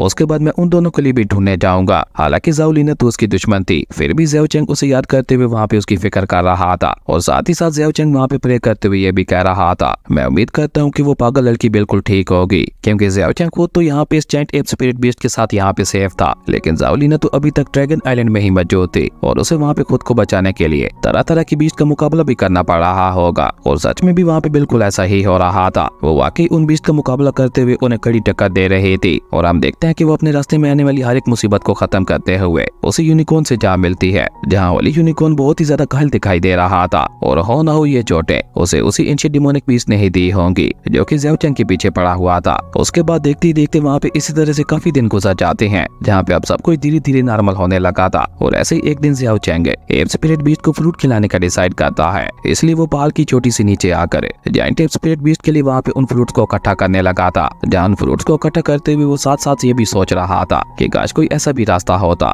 जहाँ मैं इन फ्रूट्स का इस्तेमाल करते हुए अपनी कल्टीवेशन को बढ़ा पाता। पर अभी ज़ियाओ चेंग वहाँ पे ये सब सोच ही रहा था कि तभी होली यूनिकॉर्न भी वहाँ पे आ पहुंचता है, जिसे देखकर तो ज़ियाओ चेंग भी वहाँ पे बहुत ज्यादा खुश हो जाता है, क्योंकि पिछली बार इसी होली यूनिकॉर्न ने ही तो उसकी जान बचाई थी जब ज़ियाओ चेंग ने अपनी जीने की सारी उम्मीदें छोड़ दी थी। और उसका शुक्रिया अदा करने के लिए ज़ियाओ चेंग उसे वहाँ पे काफी सारे फ्रूट्स भी खिला देता है, जिन्हें खाने के बाद होली यूनिकॉर्न दोबारा वहाँ से भाग गया था। लेकिन इसी बीच हम वहाँ पे ज़ाओ लिनर को भी देखते हैं, जो कि वहाँ पे उसी होली यूनिकॉर्न को ही ढूंढने की कोशिश कर रही थी। असल में जब होली यूनिकॉर्न घायल था तब ज़ाओ लिनर ने उसका ख्याल रखा था और तब से होली यूनिकॉर्न उसका भी बहुत अच्छा दोस्त बन गया था। लेकिन इसी बीच अचानक ही गलती से ज़ाओ लिनर की नजर वहाँ पे ज़ियाओ चेंग के ऊपर पड़ जाती है, जिसे देखते साथ ही उसने अचानक ही वहाँ पे पीछे से ही अपनी स्वॉर्ड की मदद से ज़ियाओ चेंग के ऊपर जानलेवा हमला कर दिया था। लेकिन अब क्योंकि ज़ियाओ चेंग भी पहले से बहुत ज्यादा ताकतवर हो चुका था, इसलिए वो वहाँ पे बहुत ही आसानी के साथ ज़ाओ लिनर के अटैक को डॉज करते हुए वहाँ पे जंप कर जाता है, जो देखकर ज़ाओ लिनर वहाँ पे उसकी तारीफ करते हुए कहती है, वाकई मानना पड़ेगा तुम्हारी किस्मत बहुत ही ज्यादा अच्छी है जो तुम दो बार मौत के मुंह से बच गए। पर कोई बात नहीं, आज मैं खुद तुम्हें अपने हाथों से मारकर अपना बदला लूंगी। लेकिन अब की बात ज़ियाओ चेंग भी वहाँ पे भागने की बजाय वहाँ पे उसका सामना करने का डिसाइड करता है और जल्दी से वहाँ पे अपने गोल्डन स्पैरो ब्लेड्स को एक्टिवेट करते हुए सीधा ज़ाओ लिनर के ऊपर अटैक भी कर दिया था, जिसे रोकने के लिए ज़ाओ लिनर भी वहाँ पे उसके अटैक के ऊपर अटैक कर देती है। और जैसे उन दोनों के अटैक्स आपस में टकराते हैं तो वहाँ पे एक बहुत बड़ा ब्लास्ट भी हो गया था। और इस मौके का फायदा उठाकर ज़ियाओ चेंग ने वहाँ पे पीछे से आते हुए ज़ाओ लिनर के ऊपर एक बहुत ही ज्यादा खतरनाक हमला कर दिया था, जिसे अब की बार ज़ाओ लिनर भी वहाँ पे बहुत ही मुश्किल के साथ रोकती है। और साथ ही साथ ज़ाओ चेंग की ऐसी कमाल की स्पीड को देखकर उसे वहाँ पे काफी ज्यादा हैरानगी भी हो रही थी। उसे वहाँ पे कुछ समझ ही नहीं आ रहा था कि अचानक से इस लड़के के साथ ऐसा क्या हो गया जो इसकी स्पीड और इसकी पावर इतनी ज्यादा बढ़ चुकी है। मुझे लगता है जरूर यहाँ पे इसके हाथ में कोई खास टायर लग गया होगा और उसी टायर ने इसे इतनी ताकत दी होगी। अब तक तो मैं इसके साथ फाइट के दौरान इसके ऊपर रहम दिखाते हुए अपनी फुल पावर का इस्तेमाल नहीं कर रही थी, लेकिन अब मैं भी खुद को नहीं रोकने वाली। जबकि वहीं दूसरी तरफ हम देखते हैं कि ज़ाओ चेंग तो अभी तक भी वहाँ पे ज़ाओ लिनर को समझाने की कोशिश कर रहा था, क्योंकि वो तो अभी तक भी वहाँ पे ज़ाओ लिनर के साथ साथ फाइट नहीं करना चाहता था, लेकिन जाओ लिनर तो वहाँ पे ज़ाओ चेंग की कोई भी बात सुनने को तैयार ही नहीं थी। वो लगातार वहाँ पे अपनी सोट का इस्तेमाल करते हुए ज़ाओ चेंग के ऊपर अटैक किए ही जा रहे थे, जिनसे बचने के लिए ज़ाओ चेंग भी वहाँ पे अपने सामने एक शील्ड लगा लेता है। और इसी के साथ अब बार बार उसके अटैक से बचते हुए ज़ाओ चेंग को भी थोड़ा गुस्सा आ चुका था, जहाँ वो गुस्से से ज़ाओ लिनर से कहता है, अब तुम यहाँ पे मेरी बात सुनने को तैयार ही नहीं हो तो मेरे पास भी फाइट बैक करने के अलावा और कोई भी रास्ता नहीं है। और ये कहकर ज़ाओ चेंग अचानक ही वहाँ पे अपनी नई सीखी हुई ड्रैगन टेक्निक को फॉर्म करने लगा था। हालांकि ज़ाओ चेंग ने अभी तक इस टेक्निक को पूरी तरह से मास्टर नहीं किया था, लेकिन उसके बावजूद भी वो वहाँ पे इसका इस्तेमाल करते हुए सीधा ज़ाओ लिनर के ऊपर अटैक कर देता है। और जैसे ये अटैक जाकर ज़ाओ लिनर को लगता है तो वो भी वहाँ से उड़ते हुए काफी पीछे जा गिरती है। हालांकि ये तो कोई टेक्निक थी ही नहीं, इसे सिर्फ ज़ाओ चेंग ने अपनी ड्रैगन एनर्जी को इकट्ठा करते हुए बनाया था। लेकिन उसके रिजल्ट को देखकर खुद ज़ाओ चेंग भी वहाँ पे काफी ज्यादा इंप्रेस हो चुका था। लेकिन ज़ाओ चेंग के इस एक अटैक ने उसकी काफी सारी एनर्जी को कंज्यूम कर लिया था, जो देखकर ज़ाओ लिनर भी वहाँ पे अपनी जगह पे खड़े होते हुए ज़ाओ चेंग से कहती है कि तुमने यहाँ पे आने के बाद सिर्फ कुछ दिनों के अंदर अंदर ही खुद को इतना ज्यादा ताकतवर बना लिया। अगर मैंने तुम्हें कुछ और दिन दे दिए तो तुम तो फ्यूचर में और भी ज्यादा खतरनाक बन जाओगे, और इस बात का रिस्क मैं बिल्कुल भी नहीं ले सकती। इसलिए मुझे कुछ भी करके तुम्हें आज के आज ही यहाँ पे खत्म करना होगा। और ये कहते हुए ज़ाओ लिनर अचानक ही वहाँ पे अपनी सीक्रेट फ्लेम रेमो टेक्निक का इस्तेमाल करने लगे थे। और ज़ाओ चेंग वहाँ पे कुछ समय पाता उससे पहले ही ज़ाओ लिनर अपनी उस टेक्निक का इस्तेमाल करते हुए ज़ाओ चेंग के ऊपर एक बहुत ही ज्यादा खतरनाक अटैक कर चुके थे। हालांकि उसे रोकने के लिए ज़ाओ चेंग अपने सामने शील्ड भी लगाने की कोशिश करता है, लेकिन ज़ाओ लिनर को वो अटैक इतना ज्यादा खतरनाक था कि वो ज़ाओ चेंग की शील्ड को चीरता हुआ सीधे जाकर उसे वहाँ पे हिट हो जाता है। और अभी ज़ाओ चेंग इस पहले अटैक से ही नहीं संभल पाया था कि ज़ाओ लिनर वहाँ पे अपनी सोट टेक्निक की सेकंड फॉर्म का इस्तेमाल करते हुए दोबारा ज़ाओ चेंग के ऊपर अटैक कर देती है। लेकिन वो अपने इस अटैक का इस्तेमाल करते हुए ज़ाओ चेंग के ऊपर हमला कर पाती उससे पहले उसकी नजर वहाँ पे अपनी तरफ आते हुए एक बड़े से पत्थर के ऊपर पड़ती है, इसलिए उसे बिल्कुल एंड समय पे अपने अटैक का रुख मोड़ते हुए उस पत्थर के ऊपर अटैक करना पड़ता है। और ये पत्थर वहाँ पे उसकी तरफ किसी और ने नहीं बल्कि जायंट एप स्पिरिट बीस्ट ने ही फेंका था, जो कि वहाँ पे आते हुए ज़ाओ लिनर को देखकर गुस्से से जोर जोर से रोर करने लगा था, जो देखकर तो ज़ाओ चेंग भी वहाँ पे काफी ज्यादा खुश हो चुका था। लेकिन ज़ाओ लिनर तो आज वहाँ पे ज़ाओ चेंग को कोई भी मौका नहीं देना चाहती थी, इसलिए वो जायंट एप स्पिरिट बीस्ट के ऊपर से जंप करते हुए दोबारा वहाँ पे ज़ाओ चेंग के सामने आ जाती है, जो देखकर अब उस जायंट एप स्पिरिट बीस्ट को और भी ज्यादा गुस्सा आने लगा था। इसलिए वो भी दोबारा वहाँ पे उसके सामने आते हुए उसके ऊपर अटैक करके उसे वहाँ पे पीछे की तरफ धकेल देता है, जो देखकर ज़ाओ लिनर भी गुस्से से चिल्लाते हुए उस जायंट एप स्पिरिट बीस्ट से कहती है, अगर तुम यहाँ पे इस लड़के को बचाना चाहते हो तो पहले मैं तुम्हें ही खत्म कर देती हूँ। और ये कहकर उसने अचानक ही वहाँ पे अपनी रेम्बो शॉट टेक्निक को एक्टिवेट करते हुए उसकी मदद से वहाँ पे जायंट एप स्पिरिट बीस्ट के ऊपर हमले करने शुरू कर दिए थे, जिसे जायंट एप स्पिरिट बीस्ट वहाँ पे सिर्फ अपने हाथों का ही इस्तेमाल करते हुए रोकने की कोशिश कर रहा था। जबकि दूसरी ज़ाओ चेंग वहाँ पे ये सब देखकर काफी ज्यादा इमोशनल हो जाता है, क्योंकि जायंट एप स्पिरिट बीस्ट ने उसे बचाने के लिए अपनी जान तक को दांव पे लगा दिया था। वहीं हम देखते हैं कि giant ape spirit beast Zhao linear के अटैक को डिस्ट्रॉय करने के बाद गुस्से से उसके ऊपर अटैक करने के लिए आगे बढ़ जाता है, जहाँ ज़ाओ लिनर बहुत ही तेजी के साथ मूव करते हुए जायंट एप स्पिरिट बीस्ट के हर एक हमले को डॉज करती जा रही थी। और साथ ही साथ अपने मन में ये भी कह रही थी कि उस लड़के ज़ाओ चेंग को खत्म करने के लिए सबसे पहले मुझे इस जायंट एप स्पिरिट बीस्ट को ही खत्म करना होगा। लेकिन उस जायंट एप स्पिरिट बीस्ट के साथ फाइट करते हुए ज़ाओ लिनर को काफी ज्यादा परेशानी का सामना करना पड़ रहा था। और इसी बीच उसे उस जायंट एप स्पिरिट बीस्ट के एक बहुत ही ज्यादा पावरफुल पंच आके लगता है, जिसके चलते ज़ाओ लिनर उड़ते हुए वहाँ से काफी पीछे जा गिरती है। और इस एक पंच में ही ज़ाओ लिनर की हालत वहाँ पे बहुत ज्यादा खराब हो चुकी थी, जबकि अब जायंट एप स्पिरिट बीस्ट भी उसे वहाँ पे दूसरा मौका नहीं देना चाहता था। इसलिए वो ज़ाओ लिनर का खेल खत्म करने के लिए उसके ऊपर जानलेवा हमला कर देता है। लेकिन बिल्कुल एंड समय पे वही होली यूनिकॉर्न बीच में आते हुए ज़ाओ लिनर की जान बचा लेता है, और वो लाइट की स्पीड से ज़ाओ लिनर को लेता हुआ वहाँ से निकल भी गया था। और ये सब वहाँ पे इतना जल्दी हुआ था कि जायंट एप स्पिरिट बीस्ट के साथ साथ ज़ाओ चेंग को भी वहाँ पे कुछ समझने का मौका नहीं मिला था। लेकिन उसे वहाँ पे इतना तो समझ आ चुका था कि ज़ाओ लिनर की जान बचाने वाला कोई और नहीं बल्कि होली यूनिकॉर्न ही था। लेकिन इसी के साथ ज़ाओ चेंग अब वहाँ से जाने का फैसला कर लेता है, क्योंकि अगर ज़ाओ चेंग यहीं पे रोका रहता तो इससे जायंट एप स्पिरिट बीस्ट की जान भी खतरे में पड़ सकती थी। इसलिए ज़ाओ चेंग वहाँ से जाने से पहले जायंट एप स्पिरिट बीस्ट के लिए काफी सारा खाना बनाकर जाता है। लेकिन जायंट एप स्पिरिट बीस्ट तो इस बात से बिल्कुल भी खुश नहीं था, इसलिए वो उदास होते हुए सेट पे जाकर बैठ जाता है। जबकि ज़ाओ चेंग उसे वहाँ पे समझाने की कोशिश करते हुए कहता है कि मुझे एक न एक दिन तो जाना ही था यहाँ से, इसलिए तुम उदास मत हो। और वैसे भी मैं तुम्हारे लिए काफी दिनों का खाना बनाकर जा रहा हूँ। खाने का नाम सुनकर हम देखते हैं कि जायंट एप स्पिरिट बीस्ट इशारे से अपना खाना वहाँ पे ज़ाओ चेंग की तरफ आगे बढ़ाने लगा था, जैसे वो ज़ाओ चेंग से कहना चाह रहा हो कि ये जगह मेरे साथ साथ तुम्हारा भी घर है। जो देखकर ज़ाओ चेंग उसे वहाँ पे समझाने की कोशिश करते हुए कहता है कि मेरी बात को समझो, मुझे अपने घर की तलाश के लिए निकलना है, इसलिए मेरा यहाँ से जाना बहुत ज्यादा जरूरी है। मेरे प्यारे मेरा इंतजार कर रहे होंगे। अब ज़ाओ चेंग की ये बात सुनकर हम देखते हैं कि जायंट एप स्पिरिट बीस्ट को उसके ऊपर एक बार फिर से बहुत ही ज्यादा गुस्सा आने लगा था, इसलिए वो मुंह फुलाते हुए दोबारा वहाँ पे गुस्से से चुपचाप बैठ जाता है। हालांकि खुद भी ज़ाओ चेंग उसे छोड़ के नहीं जाना चाहता था, लेकिन वहाँ से जाना जरूरी भी था, इसलिए ज़ाओ चेंग वहाँ पे आखिरी बार giant giant ape spirit beast को अलविदा कहते हुए वहाँ से निकल जाता है, जो देखकर तो जायंट एप स्पिरिट बीस्ट और भी ज्यादा इमोशनल हो चुका था।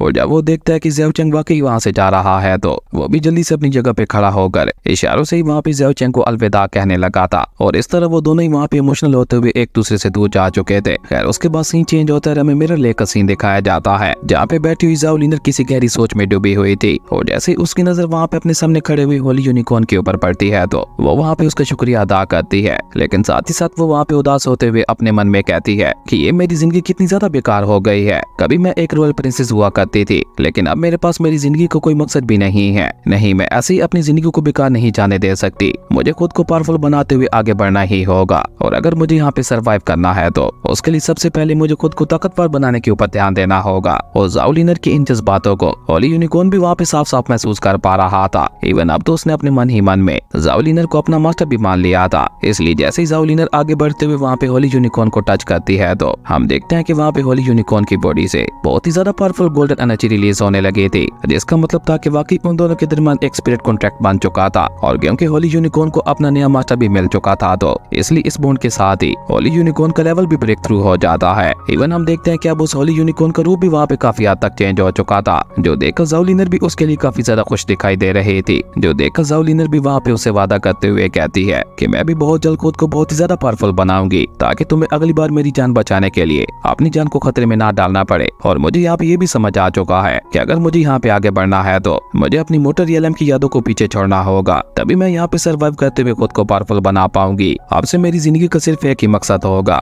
इमोर्टैलिटी को अचीव करना, जिसके लिए लोग मोटर रियलम से होते हुए यहाँ पे वर्ल्ड ऑफ इमोर्टल के अंदर आते हैं। अब यहाँ पे ज़ाओ चेंग और ज़ाओ लिनर की सोच बिल्कुल ही अलग तरीके से काम कर रही थी। जहाँ एक तरफ ज़ाओ लिनर ने पूरी तरह से खुद को वर्ल्ड ऑफ इमोर्टल का ही एक हिस्सा मान लिया था, तो वहीं ज़ाओ चेंग अभी तक भी वहाँ पे मोटर रियलम में वापस जाने का कोई न कोई रास्ता ढूंढने की कोशिश कर रहा था। अब उन दोनों की ये मसल उन्हें कहाँ लेकर जाती है, ये देखना बहुत ही ज्यादा इंटरेस्टिंग होगा। इसी बीच हम देखते हैं कि ज़ाओ लिनर वहाँ से आगे बढ़ते हुए ड्रैगन आइलैंड के बीच पे आ जाती है, जहाँ पे उसे गू फैमिली की वही बोट दिखाई देती है, जिसके ऊपर गू फैमिली का यंग मास्टर अभी तक भी जिंदा मौजूद था, जो कि वहाँ पे ज़ाओ लिनर को देखते हुए होश में भी आ जाता है। और ऊपर से ज़ाओ लिनर भी वहाँ पे गू फैमिली के उस यंग मास्टर को बहुत ही गौर के साथ देख रही थी। और इसी कमाल के सीन के साथ हमारा ये अमेजिंग एपिसोड यहीं पे खत्म हो गया था। दोस्तों, आप लोगों को ये सीरीज कैसी लगी, मुझे इसे आगे कंटिन्यू करना चाहिए या नहीं, कमेंट करके नीचे जरूर बताना। अगर आपको ये वीडियो जरा सी भी पसंद आई है तो इसे एक लाइक जरूर से कर देना, और इसका फेवरेट पार्ट भी नीचे कमेंट पे बताते जाना। तो जल्दी मिलते हैं एक न्यू वीडियो में, तब तक के लिए बाय।